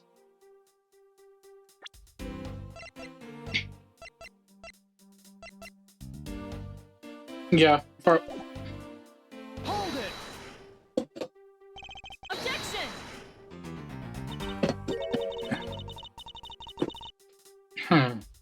Pressing someone's testimony in order to gain time to think. You're a real one-trick pony, aren't you? It's too bad your one-tricks only work on fools. It wasn't my intent. We wish for more details to know as how Mr. Faraday ended up on top of Mr. Rell. Someone's impatient. I was about to explain everything to you. Do you think you can hold on for a minute? Francisca, I'll make you a deal. I'll hold on if you hold on to I whip yours. I'll hold on to it, alright? As I whip you. Well, now that you've quieted down a bit, I'll continue if you don't mind. Hold it! The two fell into each other, but you found that a little bit strange. Not at all. Can't see it in her eyes. She's dead set against me from the bottom of her heart. Miles Edgeworth. Once I'm done here, you'll see that there's nothing strange at all. Now then, the two men fell into a pile. Hold it! What do you mean by they attacked at the same time? I assume Mr. Faraday had the two different weapons in his hands. He made to attack Mr. Rell holding both the knife and revolver, and then, after Mr. Faraday fired the gun, Mr. Rell grabbed the knife as he was falling, stabbed Mr. Faraday. That is how Mr. Rell wound up at the bottom, with Mr. Faraday on top. At close range, it is more than possible. Yes, it's possible, but... Well, if you have any other ideas, then show me what you've got. Oh, I will. To that extent, you'd have penned what you said in your testimony. I don't see any point to that, but as you please. Hold it! You're saying that they attacked each other at the same time from close range. Exactly. Mr. Faraday pointed the gun at Show's chest and pulled the trigger. Mr. Rell then took the knife from Mr. Faraday and stabbed him before he fell unconscious. The dead Mr. Faraday instantly fell on top of Mr. Rell from the stabbing, pinning Mr. Rell under him, where he died shortly thereafter. And that's how they ended up on top of each other with no contradiction to be seen. Hold it! Do you really believe that they fell in the exact opposite order in which they attacked? Miles Edgeworth, you're not listening to what I am saying. They both attacked each other at the same time. Mr. Rell fell first by chance, leaving Mr. Faraday to just happen to fall on top of him. Then Mr. Rell died shortly after, pinned underneath Mr. Faraday. That's how it happened. The two men attacked each other with Mr. Rell randomly falling down first. The fact that the order they attacked the other in varies from the order they fell in doesn't cause a problem for me. However, there's definitely one certain aspect I'm having trouble swallowing. Objection! So you believe that they kill each other at close range? Sorry, but that's impossible. Just as it is written in the crime scene notes, the firing of the handgun did not leave a gunpowder burn on Mr. Rell's clothes. Therefore, Mr. Rell and the gun must have been separated by a distance of at least 2 or 3 yards. Yes, this is by far the biggest contradiction. Two bodies are piled up on each other. The gun was fired from a distance. Even with there being no chance that Mr. Rell moved as part of being shot. There's only one possible explanation. What a completely foolish line of foolish thought from a thoroughly foolish fool. If I'm not right, then who was it that made the first move that intended to kill, huh? Who? The person that attacked first nearest the tent, that would be. Here in this room, contradictions appear no matter which man we claim attacked first. Thus, there can only be one explanation. There was a third person here. It was that third person who killed both Mr. Faraday and the Rell, and set their bodies to make it look like a double murder. That third person is the real culprit.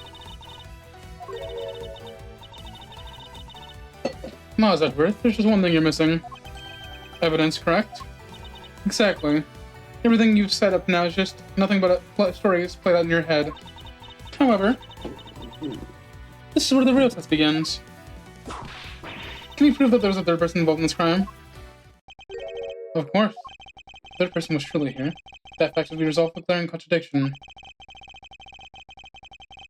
The proof that this was all been a setup made look like they killed each other are presented and lay bare the final piece of puzzle that is not yet in place.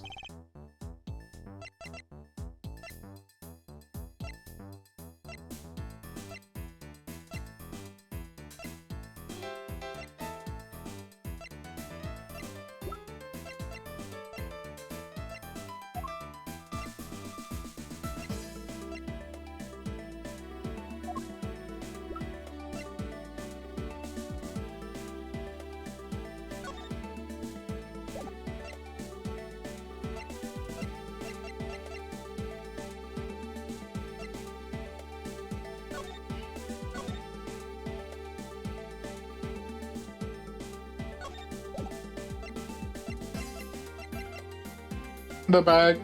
Take that! The gun in Mr. Friday's hand and the plastic bag with the blood on it. These two items point to presence of a third person. How so? Recall Detective Gumshoe's testimony. I was in the hallway the whole time, but I didn't hear a peep of a single peep of struggle. If there wasn't a struggle in this room, then there shouldn't be any plastic bags on the ground. Meaning someone must have deliberately scattered them around. Do you not see the possibility in this? Disregarding the gun for the moment, there's a high probability of blood spatter when a knife is used on a person. The culprit has held the knife with a plastic bag around it. They could use the bag to catch any blood splatter from when they ripped through the knife. Then by spreading a few more plastic bags around, placing the bloody one within with them, and arranging the room to make it look like there was a struggle between the two, they were able to conceal their presence. Yeah, there is not a lot of blood here. It's kind of correct.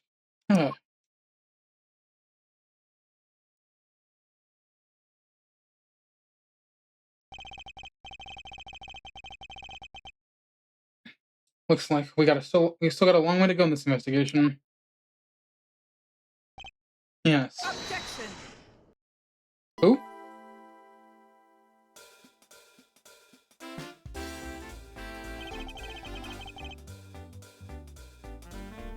What's up with you, pal? Mr. Bad, I visited please let you under arrest. What? What's the meaning of this? Looks like you're not man enough to listen to your own subordinates. Don't you dare. The detective claims he was there, standing in front of the door the entire time. But I have on good authority that it was all a giant lie. Miss you. I ask that you please explain that last statement. I'll let his honor explain it himself. I saw it with my own eyes, I tell you. During the recess, there was a period of time when there was no one in the hallway. What? See, Mr. Bad? I'll ask you, why would a detective who was supposedly doing his job the whole time want to fabricate such a lie? Gumshoe, did you kill Faraday? No! Of course not, sir. It appears that the one who set the whole crime up is the detective, which basically renders this testimony a complete lie and wholly invalid. Looks like your perfect logic has just come tumbling down, Miles. Yeah.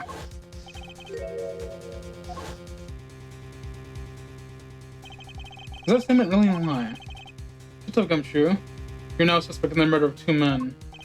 Now spit out the truth, or so help me. I haven't told a lie anyone to, sir. Honest. I really was there. I was in the hallway the whole time. Hold it! Detective Bad. Honestly, please not act out without my permission. After all, I am the one who is heading up this investigation, am I not?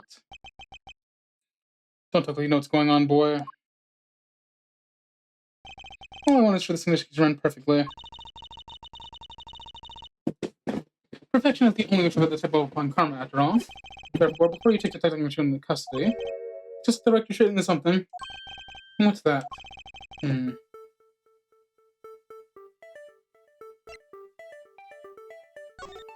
Detective Gumshoe, why were you missing from the hallway for a span of time?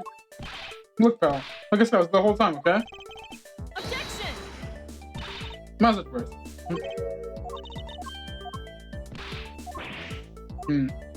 Stay of the hallway.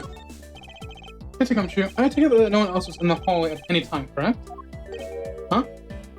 Of course not, pal. You're being awfully defensive. You should be hiding something from me. Watch your mouth, pal. You can't go around telling of evidence. But you're right. No evidence at this point. Miles Edgeworth, how can you be losing a battle away to this detective? You're a disgrace.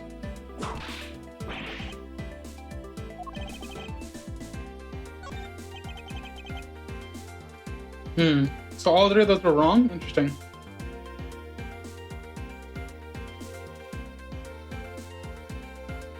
Suppose that I'd like one thing clarified. Detective Gumshoe's motive for committing the murder crime. Motive, huh? Gumshoe, you got a grudge against Faraday or something? No, sir, not me. No single big thing against Mr. Faraday, sir. Is that a fact? Objection! You really have a problem with lying, don't you, Detective Gumshoe? I'm telling you, I'm not lying. The more natural you act, the more suspicious you become, you know. You want a motive, Edgeworth? I have one for you right here. Can you please share it with us? However, be forewarned, I won't hesitate to object to flights of fancy, because I'm interested in the perfect explanation. You're serious, aren't you? Fine. You amuse me, so I'll humor you for a little courtroom practice.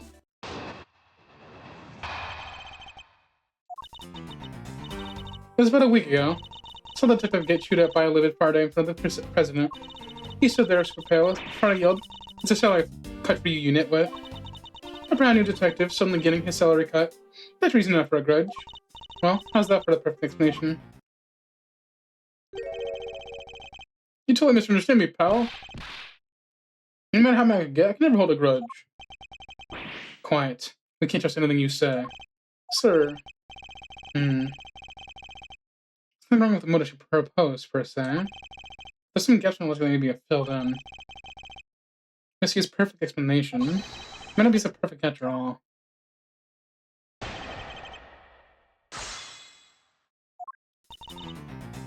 Hold it! A week ago. And then you and the detective come to our acquaintances? No way. I'll met him in person today. And how do you know about Detective Gumshoe? Well, I've seen him around before. Hold it! Mr. Faraday was upset. Yeah. You know what else? Mr. Faraday isn't exactly known to get angry often. But there he was, suddenly beat red in the face. And the offending detective just stood there, pale as a ghost, like he's about to die. Just like the case he's making now, right? Williamson, I tell you. The poor man. It's quite the scene with the detective. Hold it! You just stood there watching this in front of you, huh? Yeah, I have to say, it was really enjoyable too. That's why when I saw the detective gun you earlier, I knew to steer clear of him. No way. Thought it was because I had something stuck on my face. But you do! Huh? What got stuck on my face? Shove your eyes, your nose, your mouth, and those ridiculous eyebrows. Huh? Damn. Oh man, messing with your head is just too much fun. It's you. If you don't mind, I'll return to your testimony now. Sure, why not? Hold it! To cut a new detective salary out the bat like that. I'm not really familiar with the way you guys relate. Is that a common practice? Speaking of calling my salary, didn't you mention threatening to do this with me earlier too? Suppose I did. It's only natural to cut a worthless detective salary down to their actual worth. My finger can even fire anyone new or old with a snap of a finger. Do you think that's maybe enough reason for the detectives to hate you people? Well, I guess. They really shouldn't cut people's pay. Don't tell me. Mr. Von Karma cut your salary earlier. Hold it! You call your explanation perfect. It's not to your liking. Unfortunately for you, it's just not to my standards. Huh? Something you want me to clarify in that case?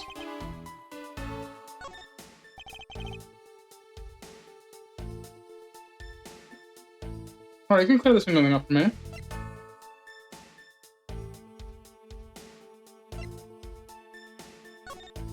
You still haven't explicitly established how much Party was killed. Objection!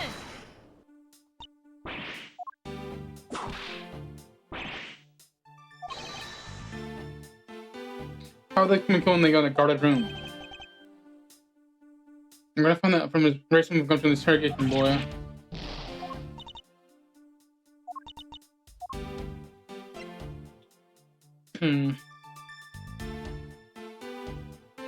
She has motive. And we had the relation. So I'm gonna go with motive then.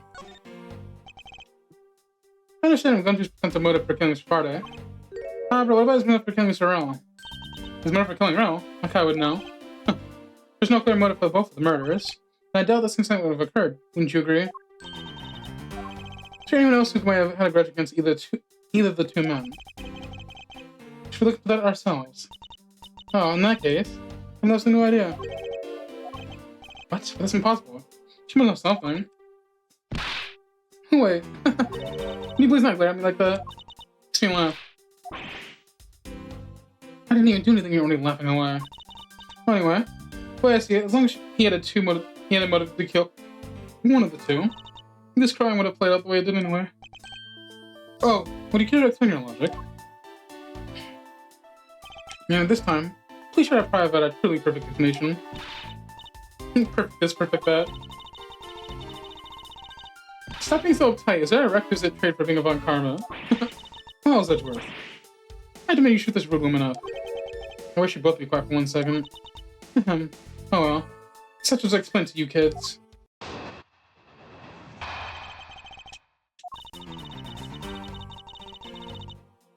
There's no one out there with the mother killed both Mr. Faraday and Mr. L. All we really have to do is establish that someone had a grudge against one of the two men.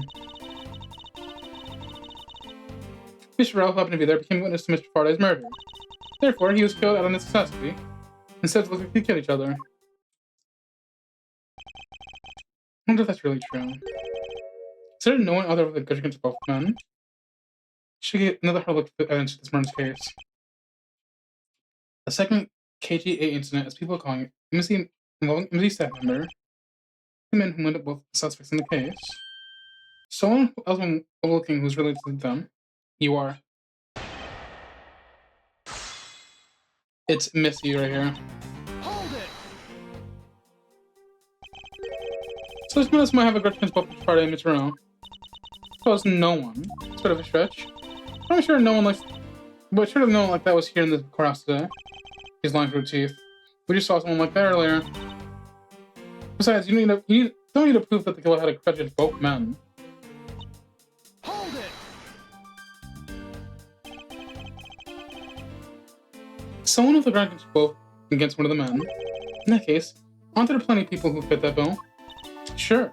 After all, who doesn't garner scorn from another simply by being alive? But the only ones who had a grudge and acted upon it by killing was Takeda Kumshu. Furthermore, Hold it! so you're saying that he was basically silenced. Aren't you glad you managed to avoid the same fate, Your Honor? Why, if you had been the one who was the blood-covered detective. Well, what? Takeda Kumshu, you would kill even me. What? I would. Objection! What? I can never do something like that, surprise that, Your Honor. Let me for a second of deliberation. I will hand down my verdict here. Your Honor, still look around. We are not in the court right now. It would be greatly appreciated if you would stay here with us in reality. Please forgive me. I know not what I do.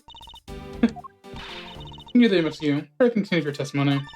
Yeah, Lisa, I shall whip you into shape. That's nice. Sounds like fun, actually. Anyways, the computer raised witness to mess around. Hold I it! didn't do it, pal. No hard feelings, but I don't think we can take the word of a criminal seriously. But I can't even think of the ways that set up a crime scene. Suppose you do like the necessary tactical mind required to do such a thing. You have to kick a man while he's down, pal. You shouldn't put your self down, detective. You're a big boy. I bet you thought it up all by yourself, right? Yeah, that's right. I worked hard too. I think this proves one thing about the detective. He has the mental acuity of a worm. It makes sense. However, there's something she overlooked in her testimony. I should present that piece of evidence and see if I can make her say the truth. Objection! Miss you. I believe there's someone else you overlooked in making your statement. Or rather, is it because you'd rather not bring this person up? What do you mean? We both are looking at someone. We are looking at someone with a reason to kill both Mr. Vardy and Mr. Rowe. I'm thinking at least one person that fits the bill. He was the suspect in the original KG incident, and a member of the co-open embassy staff, Mr. Minnie Coden. That's right. The very man who came to visit you earlier in the hallway.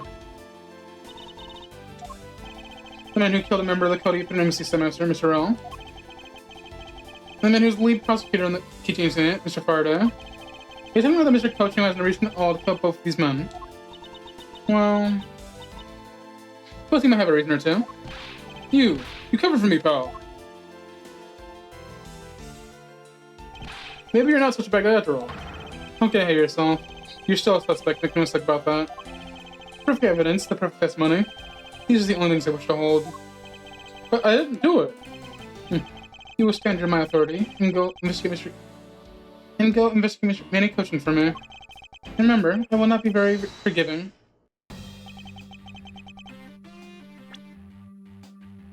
I'll not be forgiving if shouldn't this leak out. Hold it. You should investigate coaching.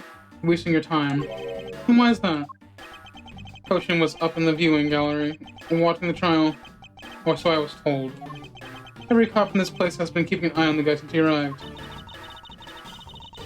And the only reason we still have Detective Gumshoe. Suppose so. No way, come on, Detective Bad. You gotta believe me, sir. I wasn't the whole time, sir. I never took a single step into this room, sir. Okay then. Are you saying there was someone else who passed through the hallway? No, there was no one else, sir. Then why should I believe you didn't do it? That is one incredibly foolish detective. Getting run in front of a crime scene all by himself. Just give us a confession of guilt. I have to admit, it's a bit strange. Most criminals would fabricate some sort of lie to escape their crimes. And if that detective really wanted to prove that he was innocent, you'd think he would at the very least offer up I spaced out while on duty or other like. Why is he stanced up like that? Come on, Gumshoe. Time for your interrogation. Put to bed.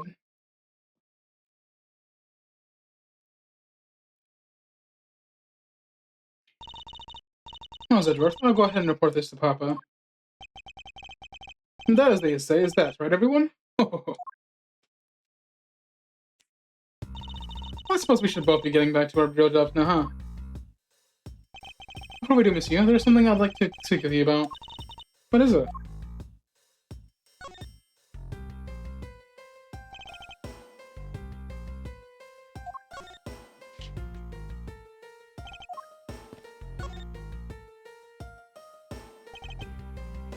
To have set these two men up, they look like they have killed each other. There's one thing I cannot forgive, it's the description of the dead. Dog, calm down. So, what do you want me asking me about? The current case of the murdered Kodofian embassy staff member, I've heard about people have been calling it the second KGA incident. Only among you law enforcement types. And what about it? I'd like for you to tell me everything you know about the original KGA incident. But I can't help you. Don't know anything beyond what was reported in the papers. Now I believe you know much more, since you are directly tied to the KGA incident. I'd appreciate if you stop with those false accusations. Baseless outbursts are useless both inside and outside the courtroom, don't you know? I do. But I also know that I do have a legacy on here.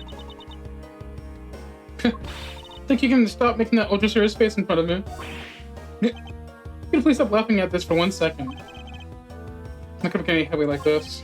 Just have to show her exactly how related to the KG incident she is. Monsieur, I believe that I have proof of connection to the KG incident.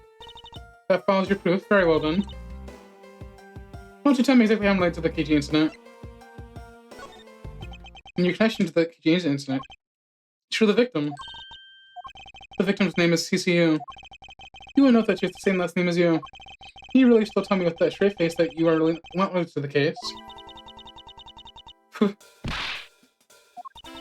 Sorry, but we're not related. What? Just kidding. You asked that question with such a serious look on your face that I couldn't help but... It's you. I ask that you please tell me the truth.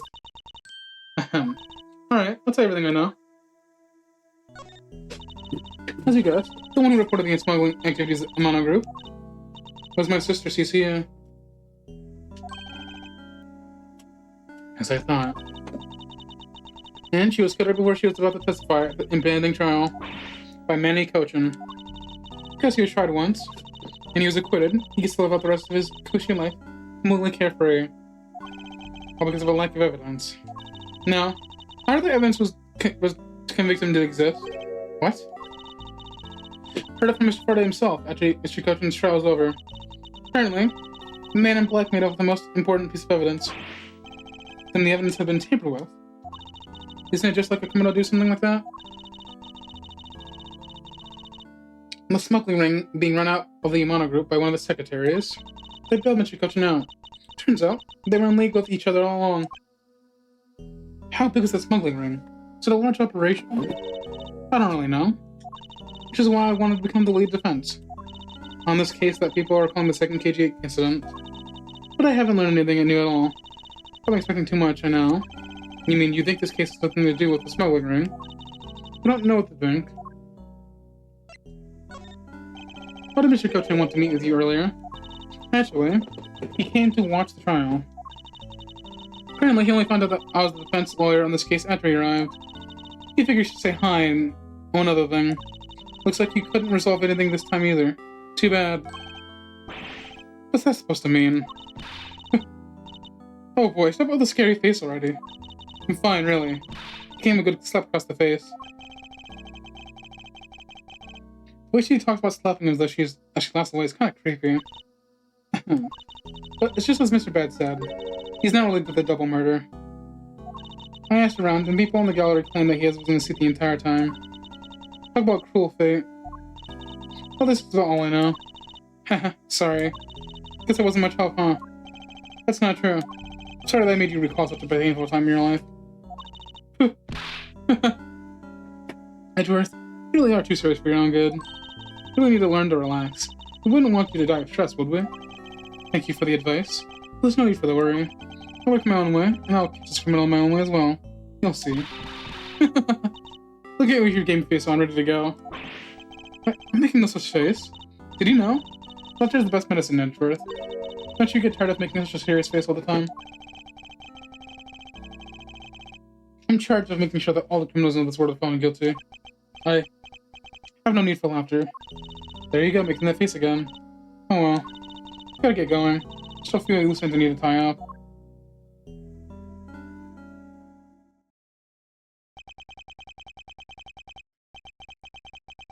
KG incident in this murder investigation.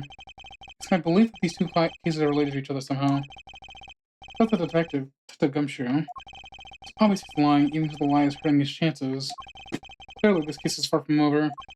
But whether or not the detective is the murderer can only be determined once I've completed my first investigation. Sir Von Karma, I swear to uphold your honorable name, or my name isn't Miles Edgeworth. Well, his name isn't honorable, so...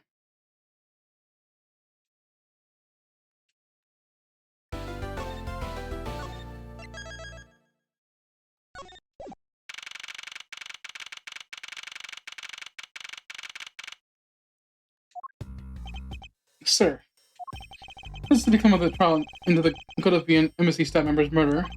Indeed. Since both suspect and the prosecutor are now dead, the case will not be dismissed. In other words, the trial ends here prematurely. Looks like you'll still have to wait a little longer to appear big to view. Suppose it can't be helped. The evidence for the trial will be transferred to you in a little while. Sir, what do you think of the murder of the Godovian embassy staff member, and the murders of Mr. Faraday and Mr. Earl? What an outrageous circus has all become. That Faraday brought it upon himself with his naivety. An outrageous circus. Right, sir. I grow weary of this topic. Edward, I will have you sent to a different case. Papa, you can watch my farm debut next, won't you? I'll consider it. But if I may, let me continue my investigation. Whatever for. I know that there is already a suspect in the murder of Mr. Faraday and Mr. Earl. However, there's not evidence to prove that he was committed the crime. I'd like to continue investigating in order to find the perfect proof of his guilt. The perfect proof. Don't make me laugh. Worthless person like you has no right to claim such a perfect is perfection. Papa? What do you think is the real culprit behind these murders? Miles and I, we're waiting to see who can find the real killer first. Plus, being able to investigate a real crime scene is a really rare opportunity. It'd give us some real-life experience, wouldn't you agree? If you want to investigate this case that much, then do as you wish. Then your all lines continue. In court, your top priority is to win. That solid investigation is one of the keys to win it. You have to make sure that you become recognized as first grade prosecutor, don't we? It wouldn't be very interesting otherwise. I'm returning home now. Edgeworth, Francisca, see to it that I'm not disturbed. Save your results for the competition. Yes, sir. Of course, Papa. Francisca, thank you. What are you saying thank you me for? Your logic really was built on that scruffy detective's lie. That means that the competition is still on. Yes, just as you wish. Couldn't let you get off that so easily. Now then, let's see how you will fare on the investigation here, Miles Edgeworth. Not out enough information yet. It's my first order of business to question involve the case. Oh, you're following me. Sir, let me report, sir. Is there no one who will make his men take responsibility for the actions on the job? Looks like we have no official report this to Papa. Then this guard can have fun in a waking nightmare after being like from his dream. Actually, let's not. I feel kind of sorry for him now.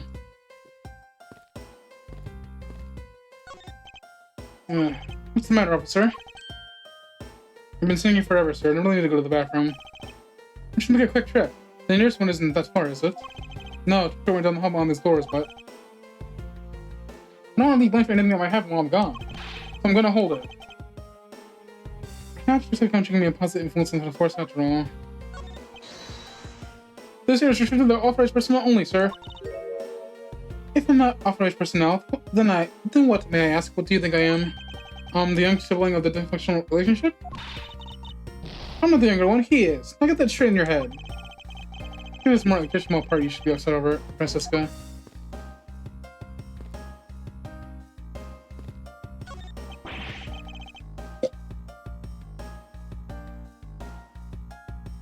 The fuck are you doing? Can't stop the water, sir! Seems that the man who was here too much. Seems the man who was here much earlier broke it by drinking too much. Bunch of fools who pretend not to see the foolishly foolish actions of a foolish fool. Well then, why don't you lend the officer a hand? So should have anything to do with this. Besides, that water drinking fool's mouth is the thing the officer should be covering. So the officer description of the water officer later. He seems to have quite a grudge. Seems to need someone wanted to drink. Miles Edgeworth. Yes? What is the meaning of this bulletin board? Why are so few trials posted? It would appear that the entire week is devoted to Mr. Burrell's trial. Crime that really that well in this country? Or maybe. The police will lack the proper motivation to get out there and catch the criminals.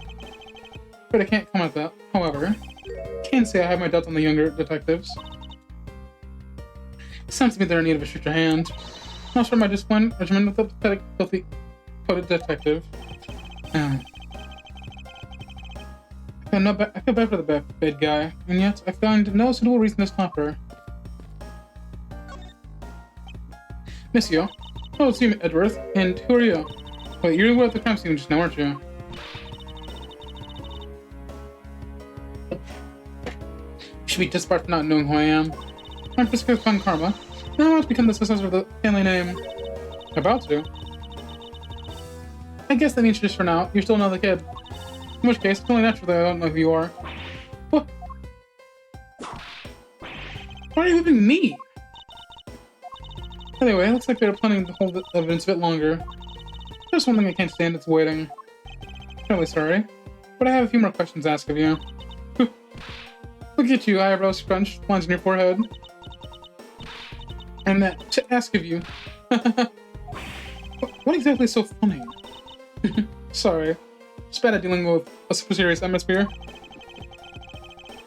Apparently they fail to teach you a proper behavior at crime scene in law school. So much better now. So what do we want to talk about? I'd like to inquire as to where you were at the time of murder. We were in defendant lobby number 1 the whole time, up until we heard the gunshot. And by we, I mean Mr. Bad. If you don't believe me, ask him yourself. You're deceptive bad. Why? A little something to discuss, that's all. So I take it you were acquaintances of Detective Bad. Yeah, he was the detective in charge of the KT incident. Mr. Bad's related to the incident. That's right. He was the one who's supposed to protect my sister, Cece. But you know how that turned out, don't you, Edgeworth? How's Edgeworth? I have no idea what you two are talking about. I've heard of the KG incident from my papa. But how's that case lead to you, Miss Yu? The victim in that case, CCU, was my little sister. You're making a super serious face again. I'm fine, really. I just make it a point to rub some more salt in his wounded pride every time I see him. The way she talks about doing this, she laughs. It's kind of creepy. Well, speaking of Mr. Bad, he and Mr. Farda said they met up just about every single time in the Yatagarasu made a move. It's practically a given the two would meet up at every one of the crime scenes. I see. He did mention he was in charge of the Yatagarasu investigation earlier. Maybe you should ask her what she knows more about the Yatagarasu in more detail. You claimed at the time of the murder you were a detective bad. But don't you lawyers usually have discussed the trial your plans during a recess?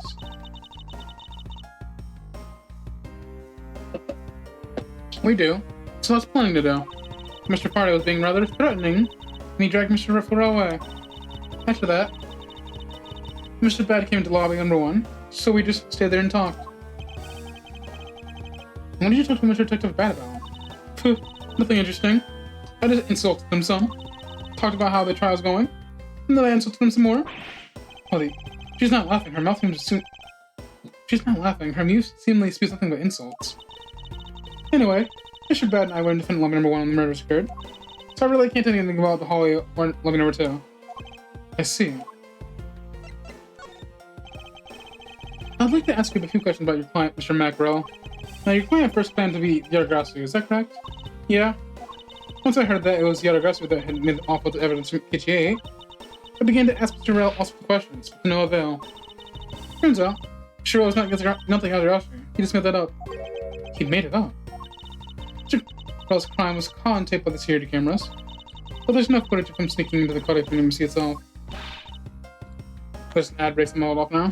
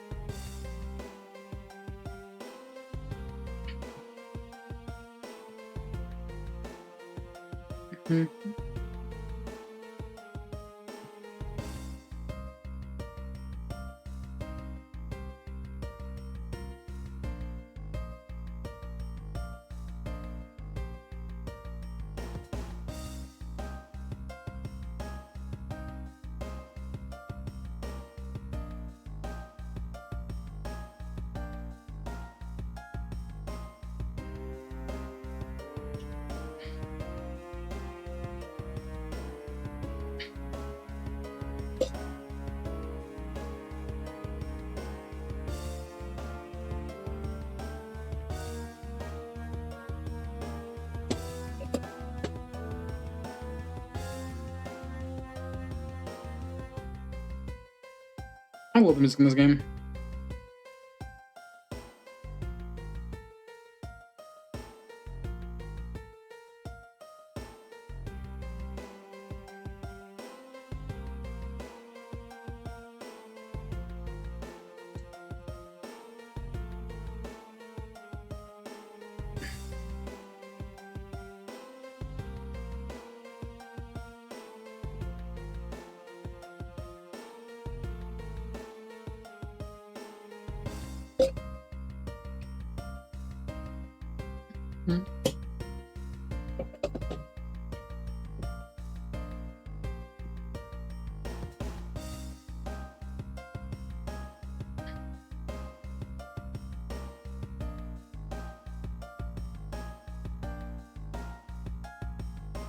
As the rebels continue.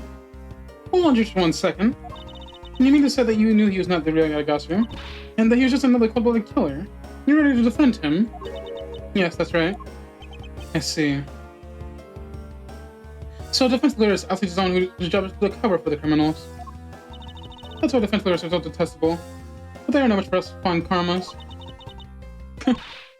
I don't believe it. You're serious. Why don't you save that face for something really worth being serious about? Edgeworth, do you remember what I said earlier? I have my own agenda. Still on the hunt for leads regarding the KG engine, alright? For that, you have not single qualm about defending a known killer. Don't put my words in my mouth. I said no things. The only way I had to get close to Mr. Wells is to be his lawyer. I had no intention of covering for him ever. So don't you dare suggest I was going to. I'm sorry. Please forgive my rashness. Miss you. I was wondering if you could tell me about the Yanagrasu. Yanagrasu, huh? I don't really know much about the character myself, but I do get a lot of consultation requests from companies to defend them. Requests from companies? Yanagrasu isn't some petty thief after money, you know? Alright then, perhaps the Yanagrasu is in the business of stealing people's lives. You're not very funny or witty, are you, little Miss Von Karma? Grr.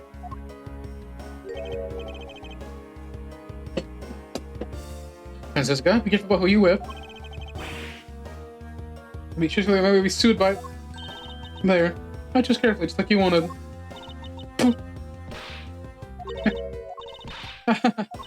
That just now. That was hilarious, Miss Little Missy. Of course it was. What's wrong with these two women? Why does my pain give them delight? And, so in the end, what is the Yanagrasu? What to say? I had never even heard of this thief when I was in Germany. Yanagrasu deals in information. Namely, in digging out dirt about backroom dealings in the likes of companies. Yanagrasu is a vigilante who steals something from and makes them public for all to see.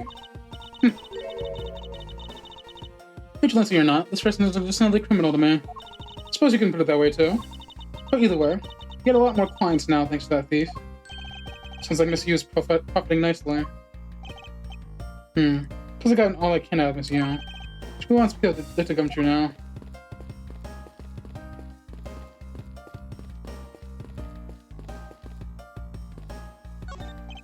Bookshelf, huh? What's this? Judge's Trial Exchange Log. Here's a journey where various judges share their thoughts and ideas. No daily lists of the judges are laid out here on those pages. Nothing about the court in here, it's just page after page of unrelated dribble. Judging by the content, they are enthusiastic. Judging by the content, they are very enthusiastic about the courthouse's daily menu. It appears that the fries oysters are our favorites. I have no use for foolishly foolish words from that foolishly foolish crowd. Someone please assure me that this is not the true state of this country judiciary. Incredibly detailed model, isn't it? I heard that it costs as much to make that as it costs to build the courthouse itself. What's the point of making such an expensive model? Not the exact same way I'm hearing it. Oh, it's so hard to understand such foolishness. Agreed. Wow, this is all incredibly detailed. My inner modeling fanboy is impressed. I'm not typically a fan of classic models per se, but even I can sense the superb quality of this model. I simply cannot comprehend how this makes it feel so slow for us to trifle. Oh? I see. You're a disciple of my father, so you would do well to guard yourself against such unproductive things. Yes, perhaps just take a weapon with the young lady over here. Oh, I can go in here now.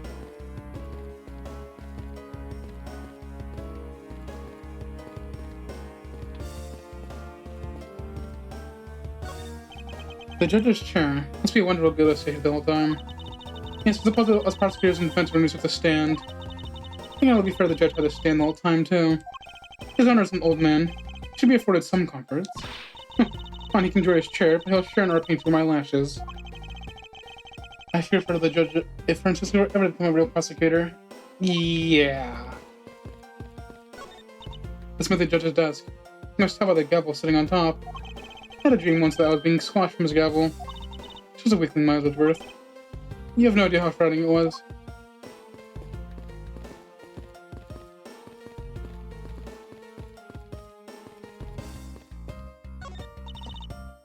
Any day now, I'll be taking my regular place behind this bench.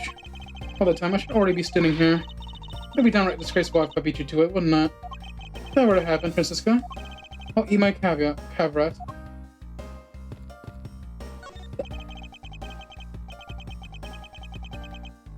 It's the defense attorney's bench.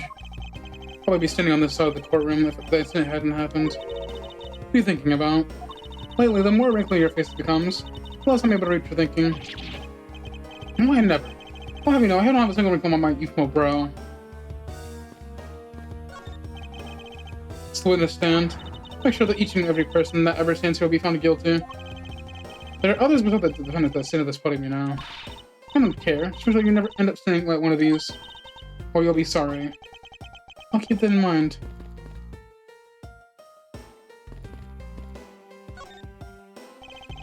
Detective Gumshoe. Hey, it's you, pal. You're here. Ouch. That's my. I don't think you needed to whip him to let him know you're that. I didn't do it, pal. For my honest detective, I really didn't. Your words are useless. I place my trust in only the evidence detective. Once the investigation is fully over, and should we find out that you were the killer, there will be no mercy to be had for you. Have a heart, pal. You're not worried, right? After all, you have nothing to worry about if you really are innocent. That is. That's right. Hey, pal. Go and do your perfect investigation. Give me the real killer for me, will you? I would have done so, even if you not requested me to, detective. So you, Mr. Faraday, have a small meeting last week, did you? Oh.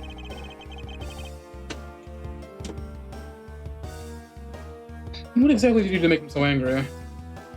I just actually detective about the same thing myself, pal. Turns out he's mad at me because my very first day as a detective, I reported in my usual post into the criminal defense department. Hey, I remember that. Think you brought that up in 1-5?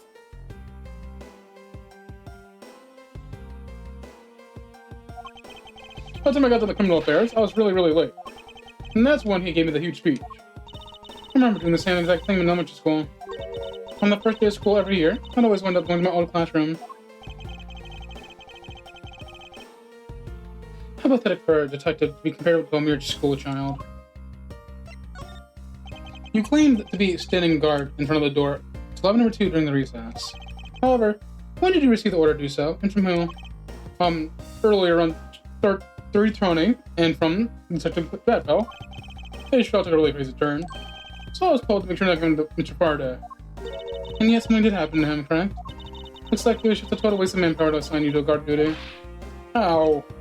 You're worse thing more than your whip, pal. Detective Badwater and stand at guard, huh?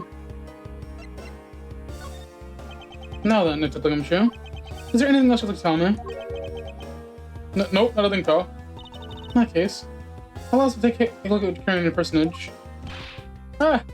Wait, can't do that. Any of any particular value here? Well, my handcuffs and my bed are confiscated by the detective bed, you know. What is that open envelope I see sticking out of your coat pocket? Ah! Here's that, pal. Show it to us already. Yow! Annual bonus check within $5 total. Except there is no check inside. You've had your look, now give it back, pal. My first bonus is a brand new detective. Just got it and cashed in today. Literally had no cash on me until I did, you know. This envelope is really special to me. Now give it back. You don't need to rubber stick this. Don't worry, we'll throw it for you later. How could you?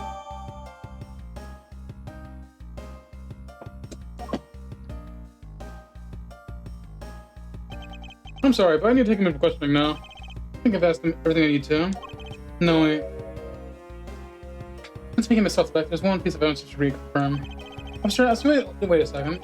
Still one thing I need to reconfirm Detective Gumshoe. Understood. Let's make this brief, sir. To hear from the horse's mouth. Must confirm whether his testimony about the crime occurred is truth.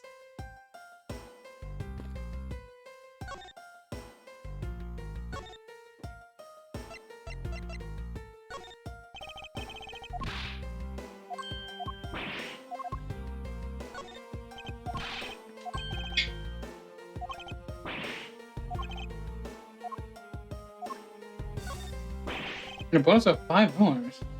Even for a new rookie detective, that's a bit low. Yeah, even if I thought I'd get promoted, I guess I got the attention of the higher ups.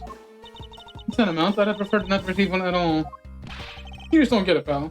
You know how great it feels to get your first bonus. Suppose not. I've yet to receive my own bonus as a prosecutor. Well, I received mine from my papa last December, like I do every year. That's not a bonus, that's a holiday gift. Whatever you want to call it, Miles.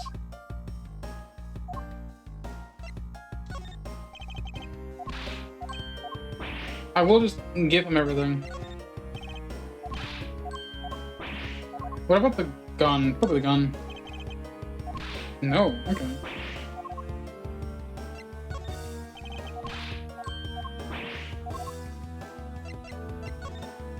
Oh, the moment I asked about his testimony, that's what it is.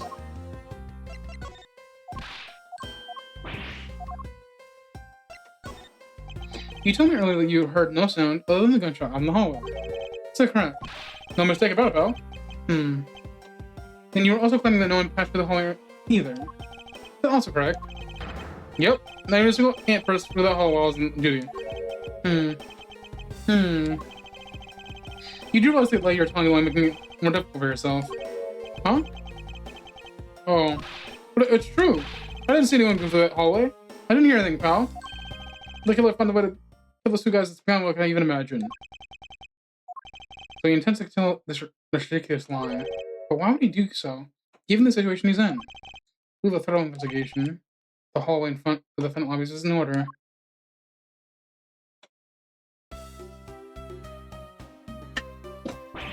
Ah, you!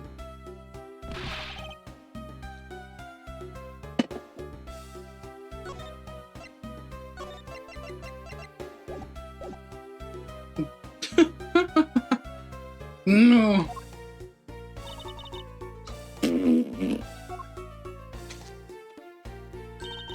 How could he have not noticed that coming? Wasn't that the child I changed money for earlier?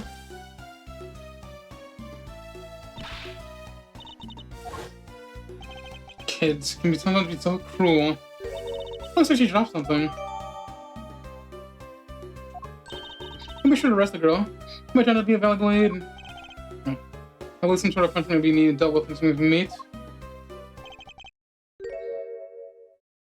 I believe I've asked all I need to of this man. Now, for the detective bad the judge. Confirm was correct. The judge with that scruff face, right? Suppose we should inspect the hallways in front of lobby 2 next then. Suppose so. Yes, what is it? The scruff face movement during recess are really suspicious. Oh? Suppose you noticed it too then. Of course I did. Scruffy is giving to me that nothing but harmful to himself. Normally, criminals will tell the opposite type of lie to attempt to escape. Yes. But it's exactly the same point I'm having trouble understanding. Seems I need to expose to be easily up to during recess. To do that, I should head to the hallway where he's supposed to be standing guard. Look at this! Do you think you can really win this competition by simply showing it to me? Not at all. In fact, that's something to thank you. I wouldn't be prosecutor today without you and your father. Didn't really do much. Became a prosecutor first, that's all. Just you wait and see, Miles Edgeworth. Very soon, I'll be a prosecutor too. Good, we can both send criminals away together as colleagues. But you can be certain that I will always get more convictions than you. It's almost good that she's going this far to insist that she'll always win. Almost.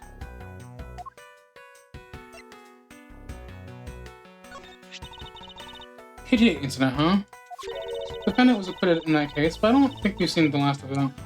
The fact that he was acquitted on all evidence is just revolting. It's inexcusable. Well, if it was my papa, he would have been found between 3 minutes flat. Indeed.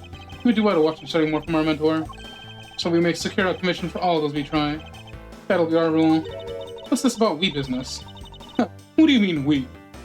Don't mean within you, Miles. Any suspect I come across will confess everything to me before we even reach the trial. I'll show you exactly who was the superior prosecutor. Clearly, only one of us is playing to win here.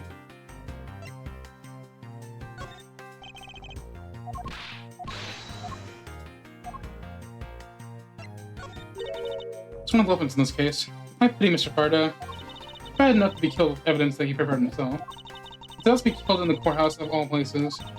And right in the middle of one with the trials he was running too.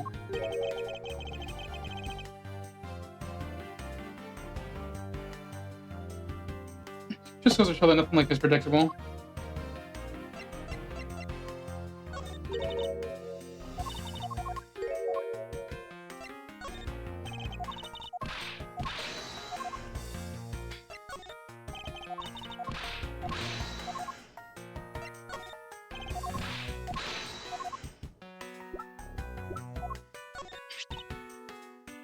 Scrap is the animal bonus envelope. I used to keep the evidence.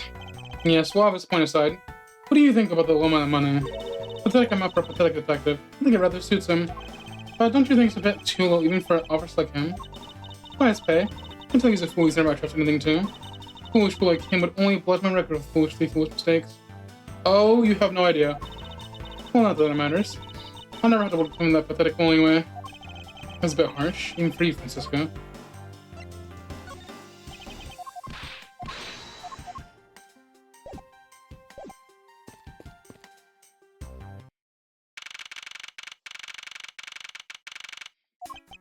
So, you see anything else? No, I don't think so. I see. Thanks for your cooperation. Oh, it's nothing. Just doing my duties as defender of the law. That'll be for now. I'll ask again if I have any other questions. Anytime, detective. Now, if you excuse me, I have a few lines I have to tie up. Oh, you're that new prosecutor Mr. Van Karma recommended, right? My name is Miles Edgeworth, Your Honor. I'm Manfred Van Karma's daughter. And I'm Manfred Van Karma's daughter, Francisca Van Karma. I'm set to become the successor of my genius father any day now, Your Honor. I see, Mr. New Prosecutor recommended by Van Karma, Miles Edgeworth. And Miss I bit my tongue. Are you alright, Your Honor? Please feel free to refer to me as just Miss Van Karma, Your Honor. As for him, just Edgeworth is fine. Apparently somebody doesn't feel that I'm worthy of proper title. Oh, very well then. I shall call you Miss Karma, Miss Prosecutor Edgeworth. Your Honor, Mr. Edgeworth is fine, sir. Now about your testimony. Yes, what about Mr. Edgeworth? I'd like to ask you a few questions exactly you saw. Alright. After all, it's my duty to clarify my testimony as a defender of the law. Really appreciate your cooperation, Your Honor. First thing I need to do is figure out that shit exact movements. But I fear this vending machine sells snacks and various foods. Just lovely. What will they think of next? Don't be a jerk and call like these beef jerks. One packet for $9. Defendant's fresh milk. 1/2 pint for $7. Stay neutral as the Swiss do until the end of these for $6. They're awfully overpriced. That's what I'm saying. The lineup is simply awful. Period. Speaking of snacks, I think the Swiss roll is a little girl job from this machine. It's one of them myself.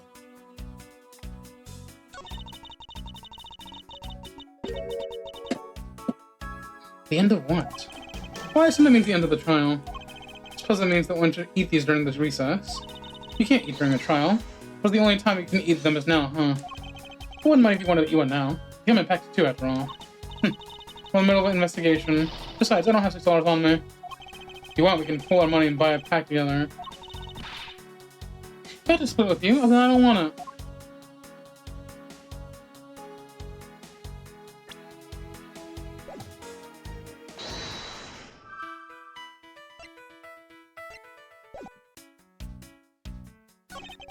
Don't let the prosecution of the defense make a ham sandwich out of you. Sounds like it's directed at the ham of the judge. Well, it certainly doesn't directly at me. Down with him any day.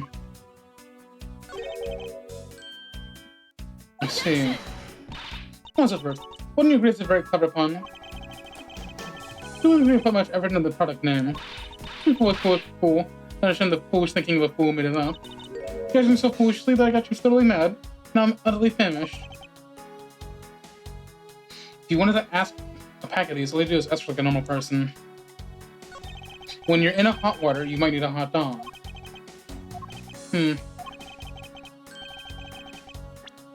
Looks like this slogan was decided through a public contest. And the prosecutor was Prosecutor Winston Payne. What a pathetic slogan. No presence at all. Now, if it was up to me, you would read. If you leave matters in a Von Karma's hands, everyone in the court will be found guilty dogs. Objection!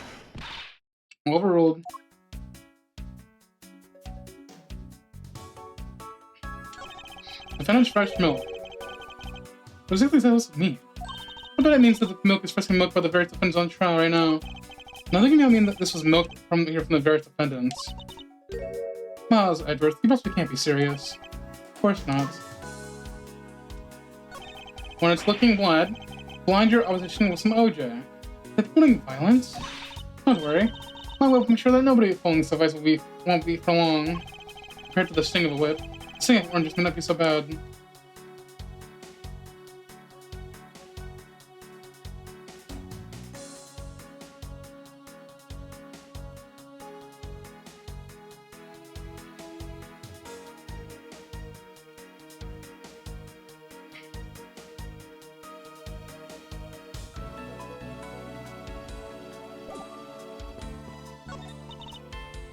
Doesn't look like there's any contradictory left of this area. Suppose not.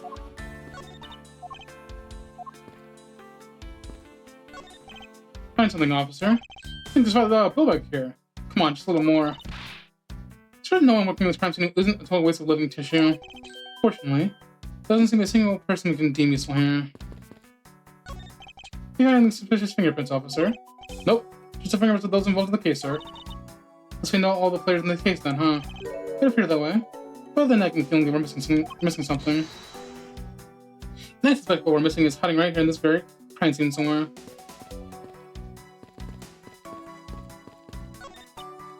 He's making a most ridiculous looking face. That may be, but at least he doesn't look like someone who would tell a lie on purpose. Suppose. But Devon Karma, evidence is the only thing that cares anyway. Of course. At any rate, this poster seems no use to us right now. There are no signs of this fire extinguisher used in the crime scene. If you can already tell from a distance, then why are you wasting your time examining it?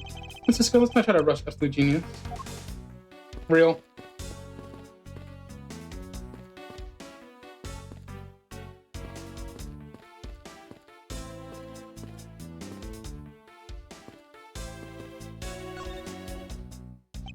No, rest. Hey, what's this? Pink.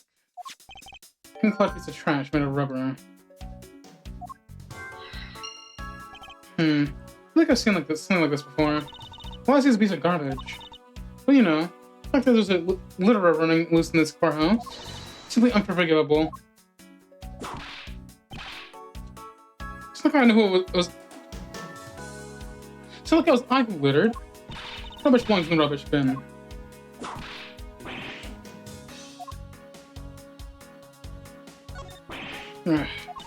What's the matter? I picked myself one of these cactus needles. Didn't think this thing to be so sharp. Well, what did you expect? Can you imagine how bad it would be if you hit on the head with one of these? Anyways, this seems unrelated to that case. I really think so.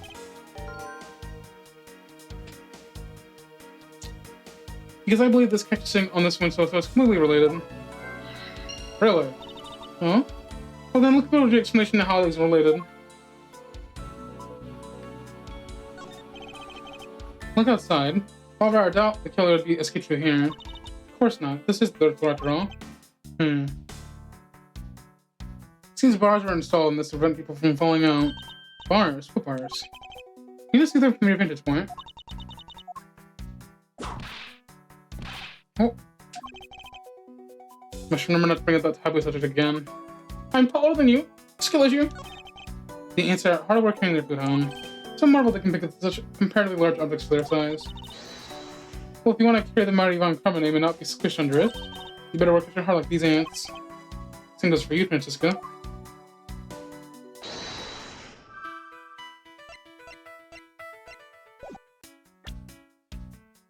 Hey, Brent. Hearing this French. Sounds like some sort of sweet substance. I can't believe there's someone dirtying the courthouse. For shame! Calm down, Francisca. And take a look. Doesn't this smudge look like kind of a handprint to you? I suppose it could be. Which means, perhaps we can look at the prints of the person so like this bench. I see. Someone know the identity of our mystery slob. You there, the lab technician. Can you please find out whose handprint this belongs to? Sir, yes, sir.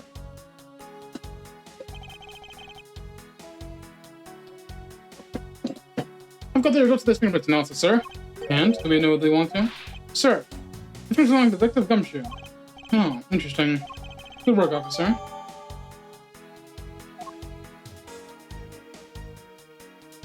And there you have it. Yes, it's supposed to. Now we know they did the bench. Since you and I will be using this information in very different ways. Ants are pouring out of the hole in this bench as well. I wonder if the inside of this bench consists of nothing but ants. Don't you dare continue this gross line of thought. I'm sorry.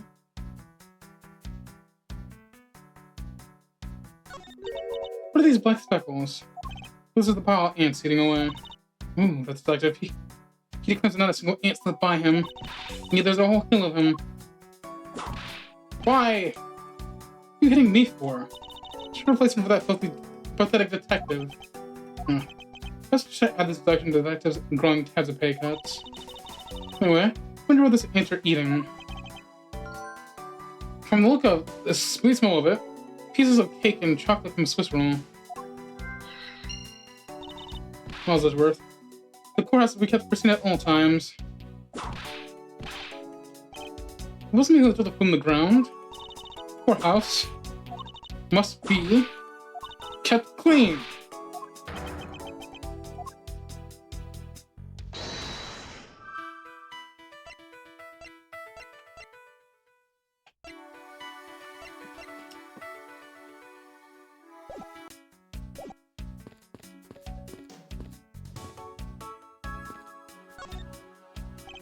Your Honor, I'd like to ask you a few questions if you don't mind.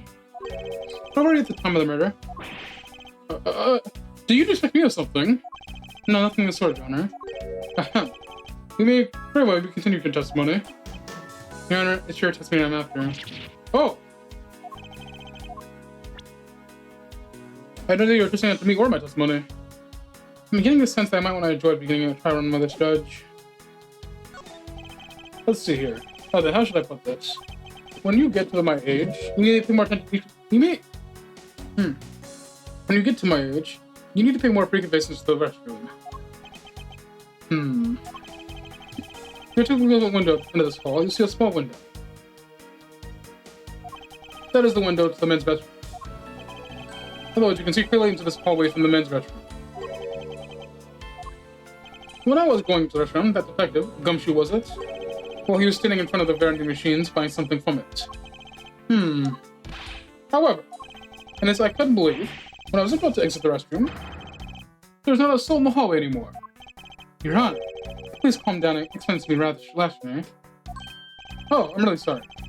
Let me regain my composure. It was really suspicious. So my family home judge's intuition said.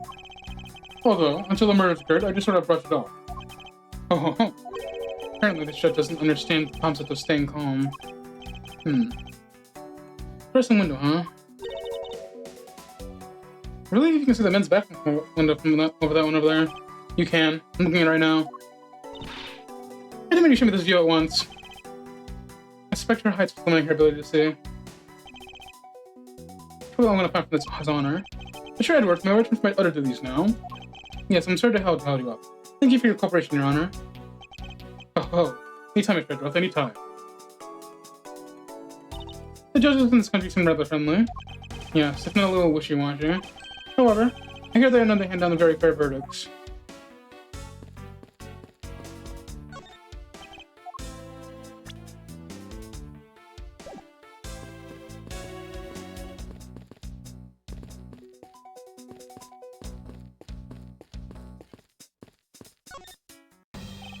Detective Bennett, something I wish to inquire about.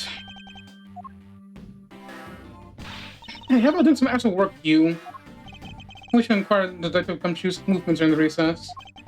You're getting in the way of the investigation. I have an order from Mr. Karma himself. Plus, I still have investigative authority. So I heard you were the one who called for Detective Gumshoe to come down here. Faraday. The guy was accused, you know? I used to assume something was gonna happen. The detective's instinct told me. A lot of good it did you. Couldn't even protect one lone prosecutor with it. Hold it!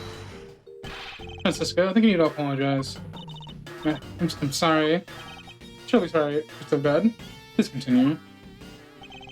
I used the phone on the first floor and called the president.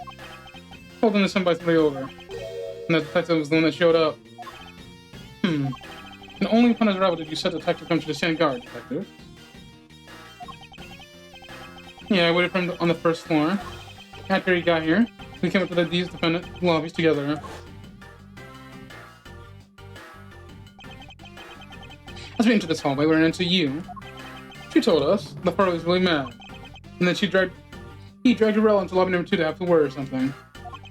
And that Faraday had said, I put in and drugged them. So what should I have? All I could do was tell the big lug to stand guard outside. You know what time did all this take place? Let's see, I think it was about 30 minutes before I heard the gunshot. After giving the big lug his assignment, he never left the hallway, not once. No? I can get the claim. One of the guards on this floor main lobby swore me didn't. The detective never left the home. Then where did he disappear off to? That's simple. He must have gone to lobby 2, just as I expected. You and I were in lobby number 1 next door. You don't have an alibi, it's gumshoe. See, I'm missing some key pieces of information. I've already solved it. The handprint indicates he was sitting down. And you can't see the bench. Too bad, you also heard the gunshot, did you not? Yeah. I heard it when I was in lobby number 1.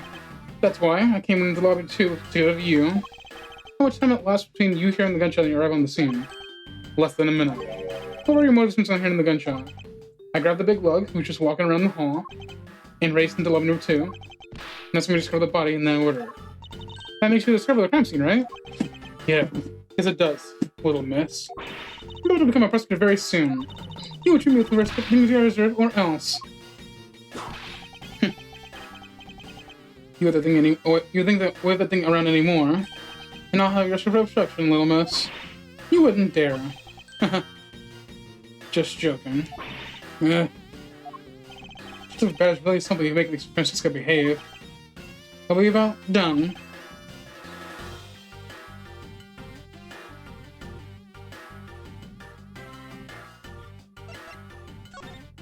I don't know about what the circumstance was when she heard the gunshot.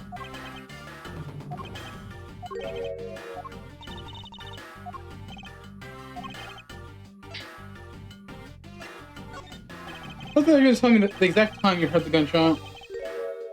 It was around in the recess, and the show was to start again, I think. It's supposed to make the time for himself to transfer the evidence he was holding. But I got the sense he was going to show for the handoff. So I figured I should go get him when he'd be late. Just I thought that. Bang! The sound of the gunshot hit my eardrums. So he heard the gunshot right around where the church was to restart, huh? Way down here? I don't have any time to waste. Oh, come on. All you're doing is sitting around in front of this door doing nothing.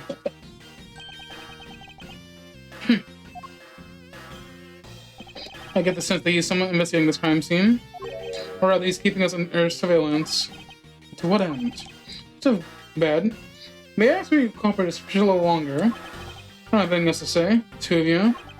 You guys were the ones who wanted to invest in the first place. Fine then, be obstinate. Let's do as you please. Come on then, Miles. You may not only be willing to help us, however. I may ask for the forensic scientist cooperation. Do as you like.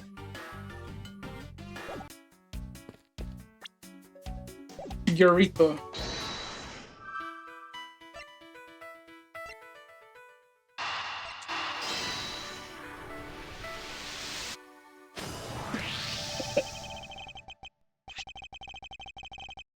These bits of chocolate and cake, did they not come from a Swiss roll?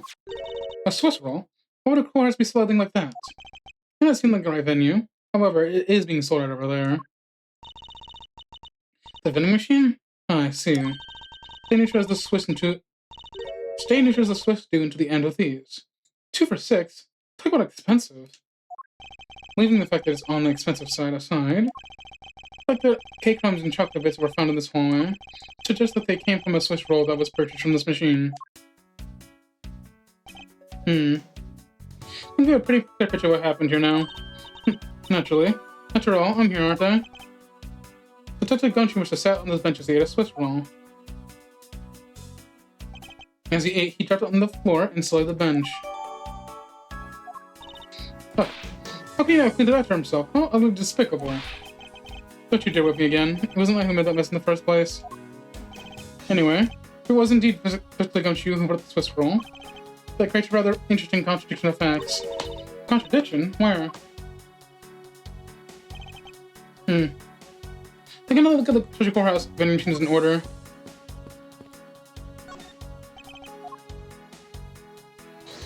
It's the fact that he only had $5 to his name. That's what touched on Gumshoe's finances. He said that until this morning, he didn't have even a single penny on his personage. Just how poor is that guy? His bonus really was only $5. And he should not have been able to purchase a pack of Swiss rolls. However, facts being as they are, we found cake crumbs on the floor. Meaning stripping off the bottom pack somehow. Indeed. Taylor should have not been able to purchase a pack, and yet he did. The question is how?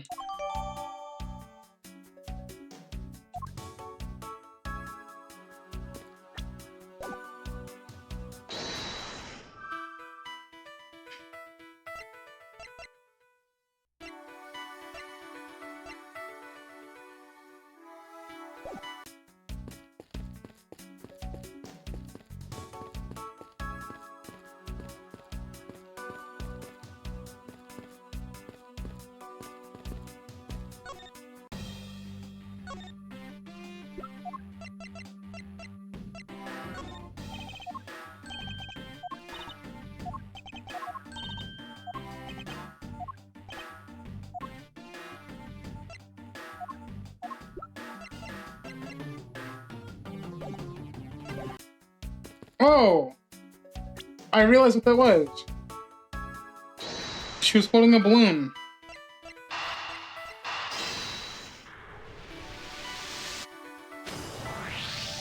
This pink rubbery substance. I saw this in a different film earlier today. I believe this is a piece of popped balloon. How is that possible? The balloon probably got a little too close to our friend, who went to sell cactus. That would be the logical conclusion, yes.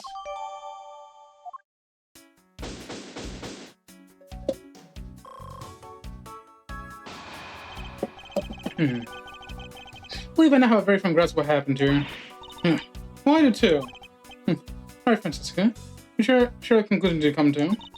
But why should I do that? We're still in the middle of a competition, you know? I should be checking to see if your conclusions are wrong first, so you go ahead. It's almost cute that she's going as far to ensure that she wins. Almost. Very well. First, we need to pay his owner a visit to correct his testimony.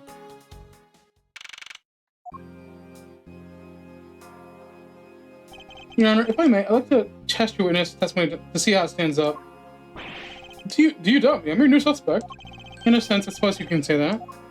Even you, Judge, are nothing more cognizant still of avant karma. Silence in the courtroom. Silence, I said. New Mr. Prosecutor recommended by... You bit your tongue again, didn't you? New Mr. Prosecutor recommended by my freedman karma, Miles Edgeworth. And the Miss Genius Prosecutor, successor man of Penguin Karma, Francis Scott. Ahem. As a defendant of law, can break false testimony. You can even place me under oath if you want. Very well then. 20, please.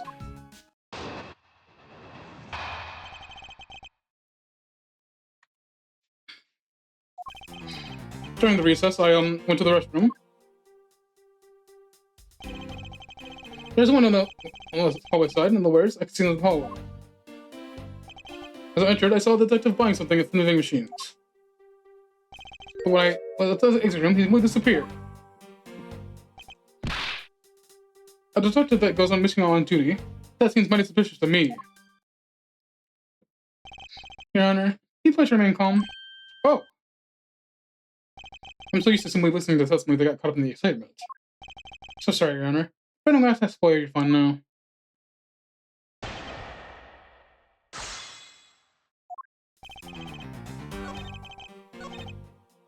Hold it! Your Honor, why exactly did you pay this to the restroom if I ask? Oh, well, isn't it obvious? Let's go to the restroom for. Or maybe, I knew it. You suspect me some sort of tomfoolery, don't you? Please stay calm, Your Honor. It's going to be much harder than anticipated. I'm sorry. You're right. I need to think things with a level head. I'm just nervous because so much has happened today with this trial. Let's see. I announced a recess in time for us to reconvene. But having done all that, I still wasn't able to go to the restroom right away. Why couldn't you? Mr. Farda had been accused, so I had paperwork to process regarding a new prosecutor. Once I finished that, I was finally able to make the plan to the restroom. Let's see consistent no, restroom part of this testimony. Hold it! Your Honor, did you really go to the men's restroom? What is the meaning of that statement? It simply meant perhaps you went to a restroom on a different floor. I had to go for such a long time. His luck did it, that's the closest one in the courtroom. I suppose that's the only natural given his circumstances. I ran from the courtroom through this floor's main lobby into the hallway. Once you enter, you can see the window above the toilet urinals. And you through that window, you witness Detective comes to Your Honor. Yes, exactly. Hey, Your Honor, doesn't need to yell. I can hear you just fine. Oh, so let's much on that last answer. No, then let's continue the testimony. Hold it! Are you sure this person you witnessed was Detective Gumshoe, Your Honor? Yes, I'm absolutely sure. Hard to miss someone of this stature, even from as far as the restroom. Besides, I can't think of anyone else with that kind of hairstyle and that big beige coat. Well, I was simply wondering if you were mistaken what you saw. What? Preposterous. Measure sharper than can be. Unless you feel lies to the truth. Although, recently, things do seem a bit fuzzier than they used to be. Clearly, his eyes are not the most only things that have been gone fuzzy. But allow me to say with all the honor and dignity of a judge, I'm not mistaken what I saw. Hold it! He disappeared. But Your Honor, didn't you just say, I saw the detective buying something from the grocery machines? Why, yes, I did. The restroom hallway looks over to the courtyard and into the hallway. But, just as at the exit, I saw it took a look, and there's no one in sight.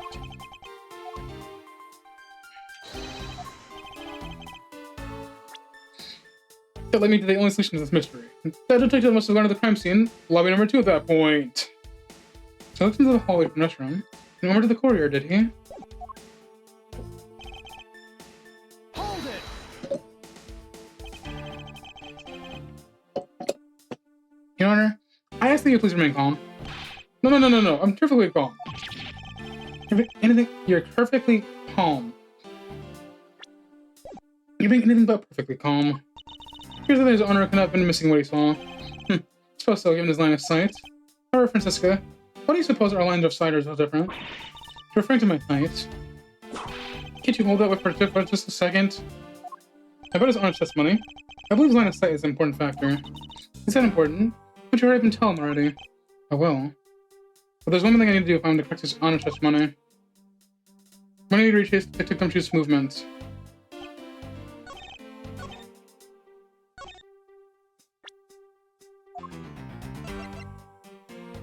Objection!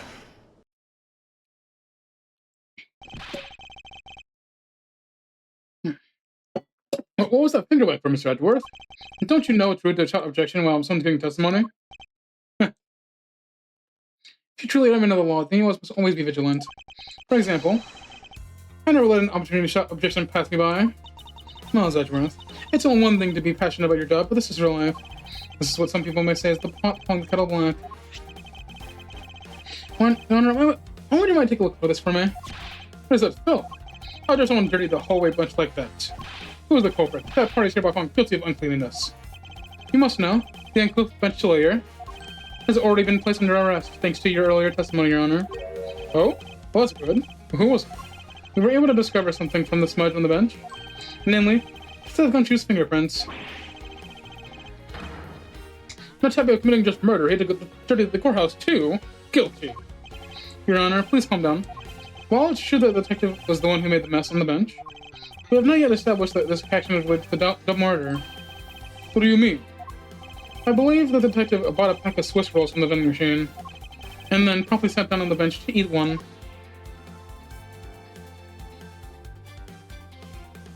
The cake crumbs and pieces of chocolate under the bench, and the detective's Gumshoe's fingerprints prove my conclusion to be true. Oh, but I still don't understand. Is this whole thing related to how I couldn't see him as leaving the restroom? It is indeed. The window in the hallway is built rather high up in the hall, at around a grown adult's chest height. As evidence, I suspect that Francisca herself was unable to see out the window.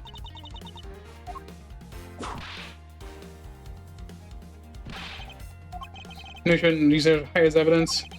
But basically, what this means is that directly under the hallway window, it's a blind spot where the hallway is being viewed from the mentor's room. But then,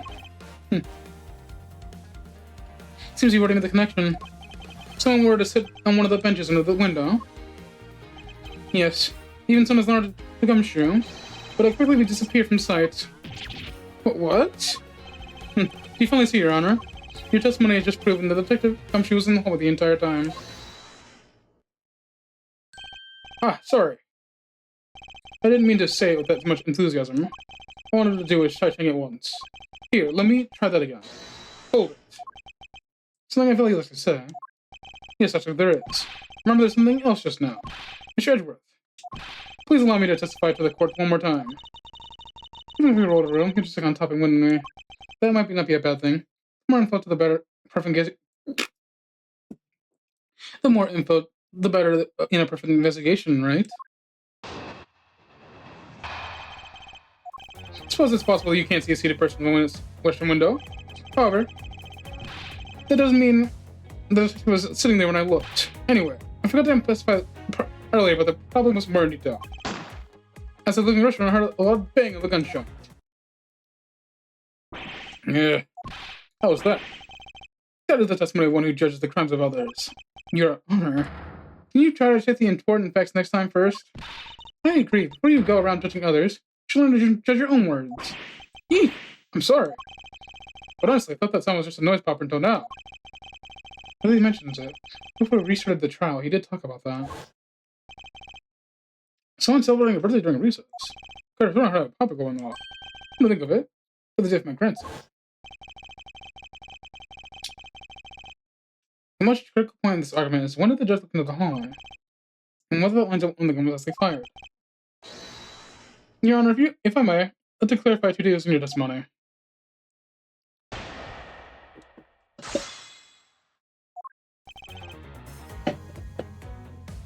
Hold it!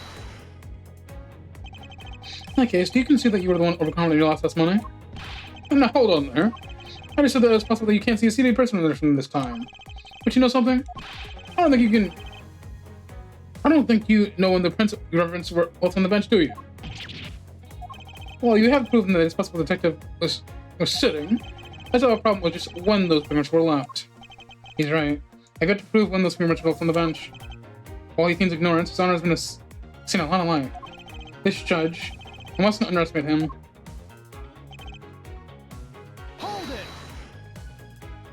As we established, you went to the restroom during the recess.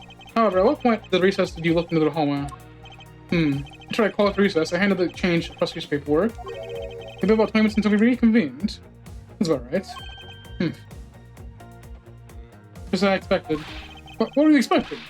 I demand what the all-knowing smile was for. Your Honor, the statement you just made now is very important. I'd like for you to append it in your testimony. Alright, you insist.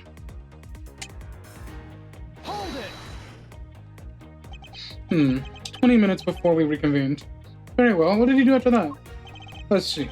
I had to make some preparations, so I rushed straight back to the courtroom. I also had to track down a few pieces of paperwork for that various bailiffs. So you rushed back to the courtroom despite having heard a gunshot. Well, at the time, I thought it was just the sound of a loud noise popper. I really couldn't think of any other explanation other than someone having a birthday party. But now that this has happened, I see. Thinking back, the judge did mention something to that effect when we reconvened. It's something like that forgettable. I don't need to hear it. But all I did was forget to mention it. Sure, excuse me, I love you, but not on the Von Karma. Oh. But it's such an important piece of testimony. Please give me a chance to present it. Suppose you have no interest in the matter. Hold it! Your Honor, about what you just said. I know, I couldn't believe myself, but I heard it. Bang with the gunshot. What a click. I'm not doing that. Your Honor, please try to remain calm while you're trying to explain things to me. Yes, sir. Sorry about that. Now then, I must gather myself, yes. I heard the gunshot. There's no one else in the hall. I should know. I looked. There was no one there. Stretches the motion circuits. Appear to be stuck on overreact. I believe that we finally found the flaw in this unconscious manner. But sadly, he's completely oblivious to it. But I guess I can't expect him to be aware of it. Well, what are you waiting for? You can fill him in. At least that thing finally came in handy. Indeed. Let's see what happens when I present it to his honor.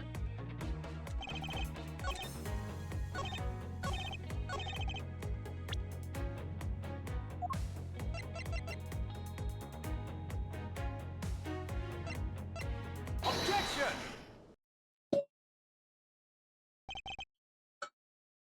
Your Honor, I cannot allow you to make no objection. What? Your Honor, I'm really sorry, but I cannot allow you to not allow me to make an objection. Egads, I've been overruled. Your Honor, there's simply too many holes in your testimony to make for my taste. What do you mean by that? You claim that you heard the gunshot during recess, but that's simply not possible. Mr. New Prosecutor, recommended by... Instead of biting your tongue, why don't you just bite your tongue one of these? Eek! I see you have no mercy for the elderly either, Francisco. Don't talk back to me unless you want to be whipped in the back. With your height, you need a stepladder or four to accomplish that. Mr. Edgeworth, my ears are not that far gone yet, I'll have you know. I'm still here just fine. I heard the sound of a gunshot loud and clear with my own 2 ears. Ha! Your Honor, I have an interesting bit of testimony. It's from Detective Bad. According to him, he heard the gunshot right before the trial's about to start again. What did you just say? Your Honor, you just said that you heard the gunshot about 20 minutes before we were to reconvene. Can explain this glaring contradiction? But that can't be. Fortunately, that's the truth. But I heard it clear as day. Bang! One sound of a gunshot. Sound of a gunshot. We keep returning to this point of contention. And that piece of evidence, I always did wonder how I did what I did. However, now I understand what the gunshot literally was. Unfortunately, Your Honor, this is what really produced the gunshot you heard. Take that! I found this object in the hallway earlier. Well, it is that pink substance. It may not look it, but this is as a piece of balloon. I see. I suppose you would like me to accept that pink balloon's court record. Your Honor, I present this piece of evidence in order over your testimony. But what? Your Honor, your argument goes as follows. You saw no one in the hallway when you heard the gunshot. Now, there's no guarantee that the detective was sitting on the bench at the time. Therefore, you believe he must have been the crime scene defendant, Love number 2. Am I correct? Yes, that's exactly right. Let me ask you something. Do you think that gunshot you heard was produced by a real gun? I think I've said enough that even you can figure out the rest of your own. Your Honor, you were fooled by the popping of this balloon into thinking it was a gunshot. What manner of trickery is this? That was a good effort you put to work, Miles Edgeworth. But if it was me, I'd wrap this up before the judge even testified. Care to elaborate how one ends something before it even begins? Well, to be honest, I do think the sound was a bit off from a real gunshot sound. But who could have guessed that someone pop a balloon in a place like this? That's true. One doesn't usually think of balloons in conjunction with a courthouse.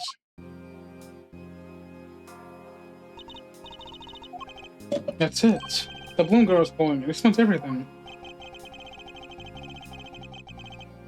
Your Honor, if you feel any better, you didn't lie once in your testimony. However, I still can't really vouch for its accuracy. Who knew that giving a testimony could be such a difficult thing to do? What have I done? I owe Victor to come to a very large apology. I'll see to myself that he's released. Wait, there are still a few things I have to get to resolve about what happened in the hallway. Your Honor, I request your permission to further question that it comes to you. But why? I thought we just cleared his name. Whether we just now or not, I still can't say. The only thing I can do for now is continue my best quest for the perfect explanation. To that end, I must resolve the remaining issues pertaining to events that occurred in this hallway. Very well, bailiff. Please bring me to the gunshot in the courtroom. Must fulfill my mission. Find that perfect explanation to this case.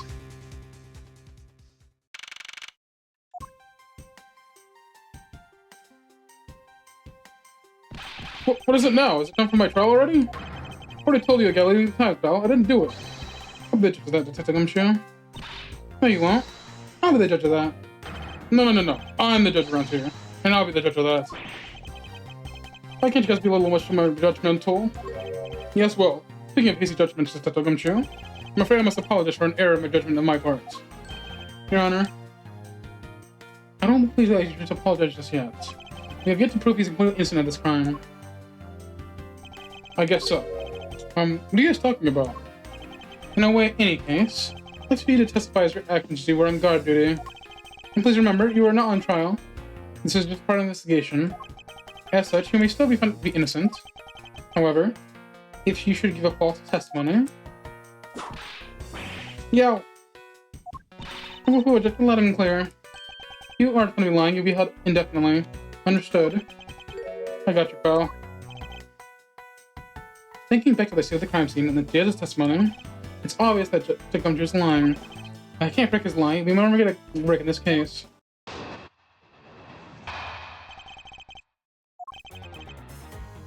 I came down on here on this courthouse and took Bad's orders. As soon as I got here, he ordered me to stand guard in front of the lobby number 2. From that time on until I heard the gunshot, I was in the hallway the whole time. On my honors, detective, I swear it wasn't me, pal. He's still singing the same tired tune. In that case, I'll just have to change the melody. No, he's lying. It's time to pull the information I need from him.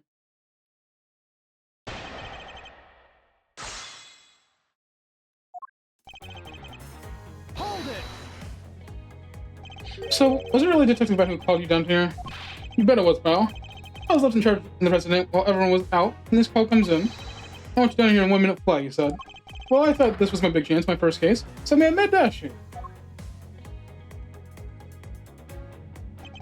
Although I couldn't exactly get here in a minute flat. How long did it take you? About 10 minutes, I guess.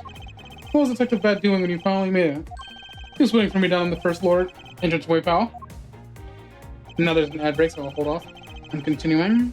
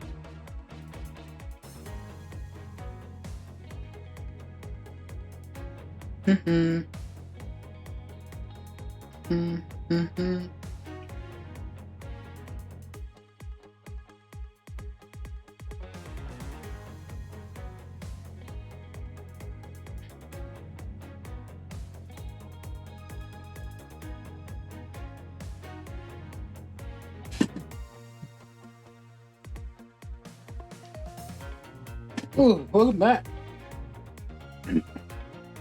Hold it! And by he, you mean? Except of that, of course. And this being my first time at the whorehouse, he walked me up to the dirt floor hallway of the attendant lobbies. Give me a long way. Well, just we enter the hallway, we might miss you. I miss you that Miss Faraday is being not to be interrupted. This one detective bed me stand guard in the hallway, pal. So far, without taking choose testimony, I bet you make this 50 bads. Hold it! You claim to have been in the hallway the whole time. However, is it not a fact that you did something while you're in the hallway? Of course I did something. I got a number 2. I got to the door to hallway number 2, pal. What up? Very well then. What exactly does that guarding that door entail? Well, put it bluntly. Oh, I know. It's my job to stand for the door without moving an inch. Huh? Did I come to you mean to tell me that you didn't take a single step away from the door at lobby number 2? Is that really what you testify to the effect of? You got it, pal. I didn't take a single step away from that door just because or not to. What? Why is everyone being so quiet all of a sudden? Because you're an all-in shock and all of your utter stupidity. Scruffy, you're gonna tell a lie, at least tell us a more believable one. Youch! But I'm not lying. Hold it! I'm gonna ask you one more time, Detective Gumshoe. Are you sure you stood in front of the door to lobby number 2 the entire time? Yep. Which I was told to by Detective Bad. So guard to the door without a single break. Who am I say I was in the hallway the whole time already, pal?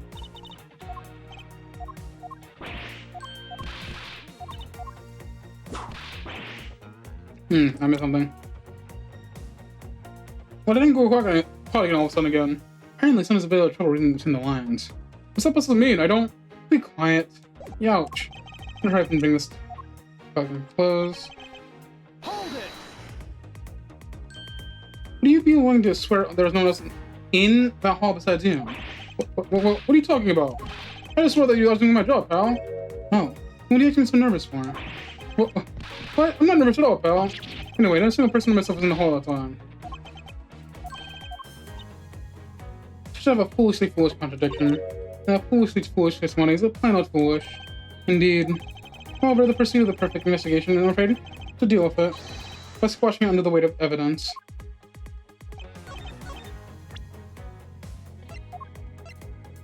What we got here, buddy? I have an objection. What is it, pal? It's a gumshoe. I wonder if you might recognize this from somewhere. Hey, it's one of those things. The court specialist, right, pal? Precisely. In that case, I suppose that you also recall the sullied hallway bench? Hey, you know what? I think it's probably me who did that. Detective Gumshoe, you know you can't go around dirtying the courthouse like this. You ignorant, slovenly pig. Eek! Promise to clean up later, I swear. Now then, shall we get into the business? About the fact that you didn't move even a single step from the door. If that really were the case, then how were you able to buy a pack of Swiss rolls? Furthermore, if you didn't move a single step from in front of that door, then how did you manage to get the bench dirty with your grubby hands? Youch! Here's your Francisca's whip can do more damage than my words alone can.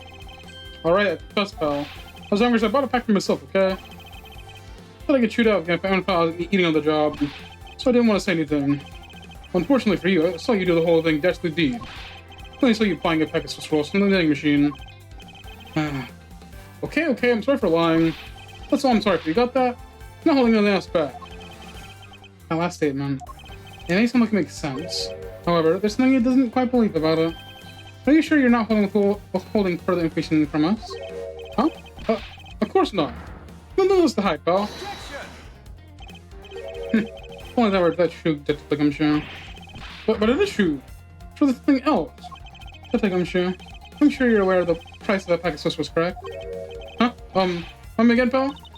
The machine on the hallway is selling packs of 2 Swiss rolls for 6 a pack.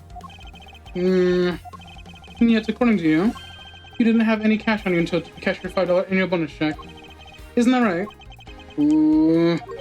Let me ask then, how did you manage that first pack all by yourself? Can you provide me a proper explanation for that? I tell you, I bought it myself, pal. There wasn't anyone else in that hallway with me. There's no one gonna help me buy it. Wait, don't tell me. You got some kind of proof there's someone else in the hallway, don't you? Correct. As if you could. I mean, what are the chances of that? Wait, you do? Of course I do. What? How? Look at Pinky. What is that? Hey, I didn't really need to have anything. Prosecutors are all the same, always lying to people. We should stop, you know? What?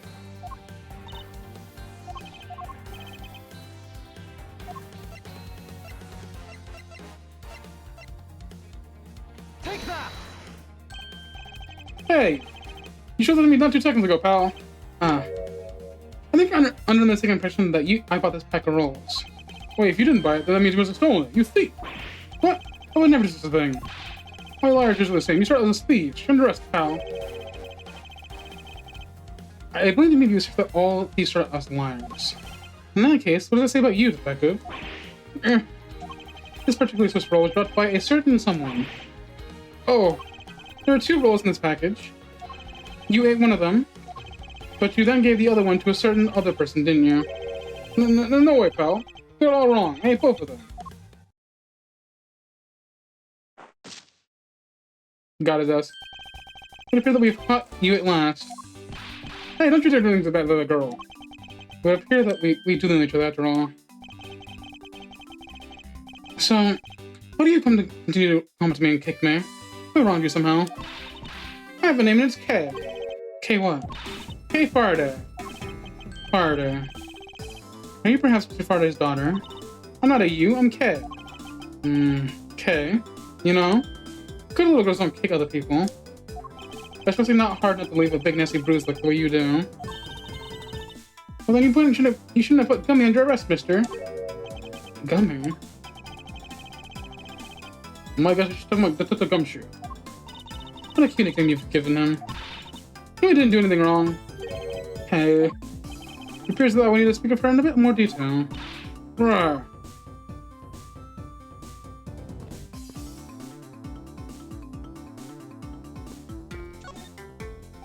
Nothing, K. Sis. She's like a stray cat. I'm just a feed or something. Take that! Okay, I promise to give this to you if you calm down. Oh, Swiss roll. Really belongs to you, doesn't it? Yeah. I was saving it for Daddy. Oh my. Your father, he's... Ah, don't you see that little pouch? He doesn't know yet. Thanks for watching out for me, Gummy. But I already know about Daddy. I overheard the guards talking. About his daddy, he's not here anymore. I'm sorry. I'm sorry I couldn't protect him. Okay. I'm not gonna cry. I'm not gonna... Aww. It's alright. Let it alone. Your father just passed away after all. I myself was also involved in a case in this courthouse when I was a young child. A case in which my father, who was a divorce attorney, passed away. All of my dreams becoming a lawyer crushed into fine ash that nightmarish day. Even now, the wound festers deep into my soul. Ever since the incident, I've dedicated myself to locking away every criminal I can. And now, for this to happen right in front of me, this child, feel a certain shared fate, a common bond between us. Miles Edgeworth, what sort of gentleman are you? Can you just stand there and watch a lady cry? Oh, you're right. Sorry about that. Okay, here. How about you just stick your teeth here to dry your little eyes? What? No, my comrade! Why would you blow your nose on that? Feel better now, thanks. Okay, are you gonna be alright? Yep, I'm already alright. Somehow, I doubt that. I'm not gonna push it. I promised that I'd never cry in front of strangers. And you're a good kid, aren't you? You always keep your promises, right? That's right. Even if I can't see Dad anymore, I'm still gonna keep all my promises. You're very brave, okay? You've made a good job of keeping the promises you made to Papa. I even testify you didn't cry, just for you. Thank you very much, lady. It's nothing. I'm only telling the truth after all. It appeared that because her father was a rather respected prosecutor, insisted on sympathetic for case feelings. Okay, what kind of person was your father? Daddy was a hero of justice. His job was to catch all the bad people in the world. So do you, a prosecutor, the hero of justice, huh? Suppose we are in the sense. We are the ones who seek to get the verdict for criminals. Plus, you know what? Whenever I came to the courthouse, Daddy would buy me my absolute favorite treat, Swiss rolls. I want to be a hero of justice someday, just like Daddy. So I've been working really hard. I see. What have you been working hard on? I've been trying to keep all the promises Daddy and I made together. Promise notebook. May I take a look inside, okay? Sure, okay.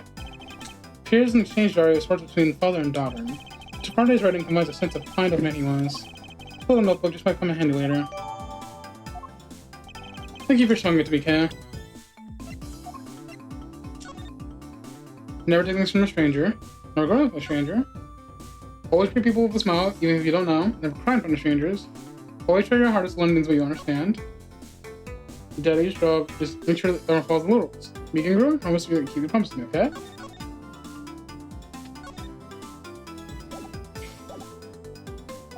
I hope you can continue to work hard and make her really just like your father. I'm gonna try. Hey Kay, so I'm gonna try to like catch the bad people, right? That makes me a hero too. Yeah, you're really cool too, Gummy. Yeah, aren't I, Kay? Let's put the two of them. I had verdict to judge this. That makes me a hero too. Yes, and next year also hear like testimony. You almost got painted the detective as a foul criminal and sent him off to jail. I'm really sorry about that. Give me some of that Batman, okay? That poor judge. He's being treated like a vile criminal rather than a hero of justice. It appears that you and Detective Gumby are good friends, Kay. Yeah, we're friends. In that case, do you mind telling me a little more about him? So I take it that you and ran into Detective Gumby earlier. Yep. I was on my way to see Daddy when I saw Gumby sitting here. There. He was sitting in the hallway staring really hard at the vending machine, so I said hi. And what was this? Before everything got crazy. How long were the two of you together? We only talked for a little while. And then we went on our own ways. That's right, pal. Kay and I only took for a little while, and that's it. Oh, which means we have now confirmed that Kay was in the hallway during the recess, isn't that right? Ah, you got me. You have to stop picking on Gummy, mister. Very well then. I'll just have to speak with the good detective in private later. Were you the one who bought the Swiss pack of Swiss rolls, Kay? Well, I didn't really have a lot of money. And I somehow made $1 out of all the pennies and quarters I had. But that still wasn't enough, and I really, really wanted one. To think of it. She did come and ask me to exchange a handful of change for $1. That's when you came to me and asked me to exchange for your money, correct? Yeah. You should mention doing that, mister. Sure. Let me ask you, even with that $1, you still don't have enough, correct? Well that's why... Hey! You bully Kay anymore, I'm not the rest of you, pal. I need to remind you that you're the one ordering our arrest. Yow! Sounds like Kay's going to be less than forthcoming with this question. Sorry about your roughly thing. Yes, well now that it's positively drenched in your nuclear necklace.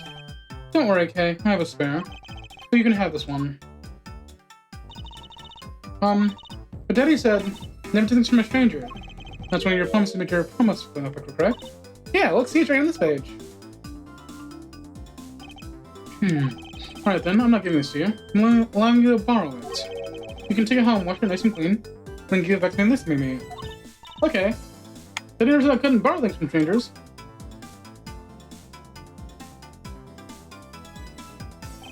No, the gumshoe. Uh-oh. I believe it's not crystal clear. That you were with little Kay in the hallway. Sure. Until you stop being mean to Gummy. Miles Edgeworth. Something you need to resolve. Beg your pardon. You still haven't offered an explanation why that man would still lie to us. That's, well... Gummy, don't tell me you lied for my sake. Hey, don't worry about it, Kay. Everything's gonna be okay. That's why. Suppose I the going to knowledge for lying. You can't explain that. You can't call this a perfect investigation. His reason for lying is very simple. What? Here's what I believe his reason. From simple observation of the detective actions and his inconsistency to Kay, it's obvious that he was lying for the young girl's sake. And this piece of evidence will show you exactly why. Take that! Mr. Faraday and Kay's promised notebook. How does this explain anything? You take a look at this page. It's clearly written in the case should never think from a stranger. When Detective Gumshoe heard about that promise, he tried to cover for Kay. What a foolish reason to fool a fool. Tell me, you lied because of me, didn't you? Because I'm your friend, Kay. That's why. Tell me. At long last, Detective Gumshoe, can you please tell me the truth now? This is not being you, pal. I've been sitting around for guard for a while. I was getting really hungry, and that's like the machine was taunting me. But all that cash on me was $5. Now, wasn't enough to buy anything, right? After all, the cheapest sound in the vending machine was $6 packs of Swick rolls. Yeah. Then, like an angel from heaven, Kay showed up. I was thinking about sharing a snack with Daddy, so I wanted to buy a Swiss roll. I only had about $1 in coins. So we pulled in my 5 and her 1 together, and bought a pack of Swiss rolls together. But I was worried about breaking one of my promises. So then Gummy said, Mr. Faraday's one scary guy when he gets mad. But don't worry, you won't get in trouble if I don't tell, right? Besides, you bought it with me. So you didn't really get it from me, you know? You tell me that'd be okay. You gave me a whole roll to save and give to Daddy. Who knew that Scruffy could be so considerate? Indeed. Detective, I take it that you sat down on the bench and ate the rolls together. Yeah, we split the other roll and ate it right then. The sweet taste of that cake chocolate. I'll never forget it as long as I live, pal. Anyway. Hey, I believe this also belongs to you? Oh, it's the balloon that popped. It's a bad manners to leave garbage lying around, Kay. I'm sorry. Well, I guess I can't blame you for not throwing this over piece away. He was sitting high up on the windowsill where you couldn't see it. So just this once, I forgive you. But that balloon, I wanted to surprise Gummy a little, so I popped it on purpose. Because of me, Gummy dropped his half in the Swiss roll. You really got me there, pal. So maybe I thought I could give Gummy the other roll. And then I saw you picking on Gummy, mister. So you kicked me, is that it? You sure are a feisty one. I'm really sorry, mister. It's alright, I'm perfectly unharmed. But about the Swiss roll, would you be alright with you if I held on to it until that Gumshoe was cleared of his all charges and free to go? Yeah, sure. Just make sure that you give it to Gummy at your words, okay? Of course, I promise. Now then, I believe we have proven beyond the shadow of a doubt that Detective Gumshoe was in the hallway for the entire duration of his duty. Which undeniably proves that Detective Gumshoe could not have been committed the double murders. Objection. Actually, it proves just the opposite, Edgeworth. You just shown that Detective Gumshoe is the only one who could have committed the crime. But what do you mean? It's quite rude to eavesdrop, monsieur. I'm gonna show that manners by a girl with a penchant with whipping people. What? How dare you talk about such insolence? You're wrong, lady. Gummy's not the bad guy. And what do we have here? What is a child doing here in the courthouse? Bailiff, we took the child away. What? This class for you. That girl's Mr. Faraday's. I know. So what? You think that just because she's the victim's daughter, she gets to just run wild all over the crime scene? I think it's actually quite dangerous for her to be speaking up and getting underfoot. I suppose you're right, however. As long as we're in agreement on that point, let's go back to the real issue at hand. No thanks, Detective. You're in front of the door to lobby number 2 the entire time, correct? Yeah, but... You see, this is not always the only be the detective. He's the only person who could have gone into lobby number 2 at the time of the murders. I have no counter-argument to that. Don't worry, I've already put in the necessary paperwork for his former arrest. But the investigation is far from over. That's right. I'm not speaking to you about that. Don't you think it's a bit reckless to talk to suspect out of the open without a guard? I suppose it is. As someone with more experience in the law than you, allow me to share something. Always keep a good eye on a criminal. When your regard comes out of your negligence. Miles, I can't believe you're letting this woman look at you like this. This is unthinkable as a step of one karma. Down, Tigress. Now then, I'll be looking forward to the results of your investigation. So we're back to square one. Actually, this is our last chance. Can't tell if we fail to solve this case. Gumshoe will be formally charged under all the circumstantial evidence. This investigation is not over yet. There's still one location yet to inspect. It's where Detective Bad Miss You were at the time of crime, lobby number 1. God damn, that was all 3 hours. Okay, it wasn't 3 hours actually. I would normally continue, but no, my voice is not handling it. So we're gonna pause. Normally, I would be streaming. I would be streaming this game tomorrow, but because of my awkward schedule, I will be playing Mega Man tomorrow. It's funny how that works, but yeah. So in that sense, I will be ending stream here. I will thank you everyone for tuning in, whether you are here now, gone, whether you had a good day, good night, and I hope to see you next time, whether it be tomorrow or the next Ace Attorney, or even something besides them. Bye bye.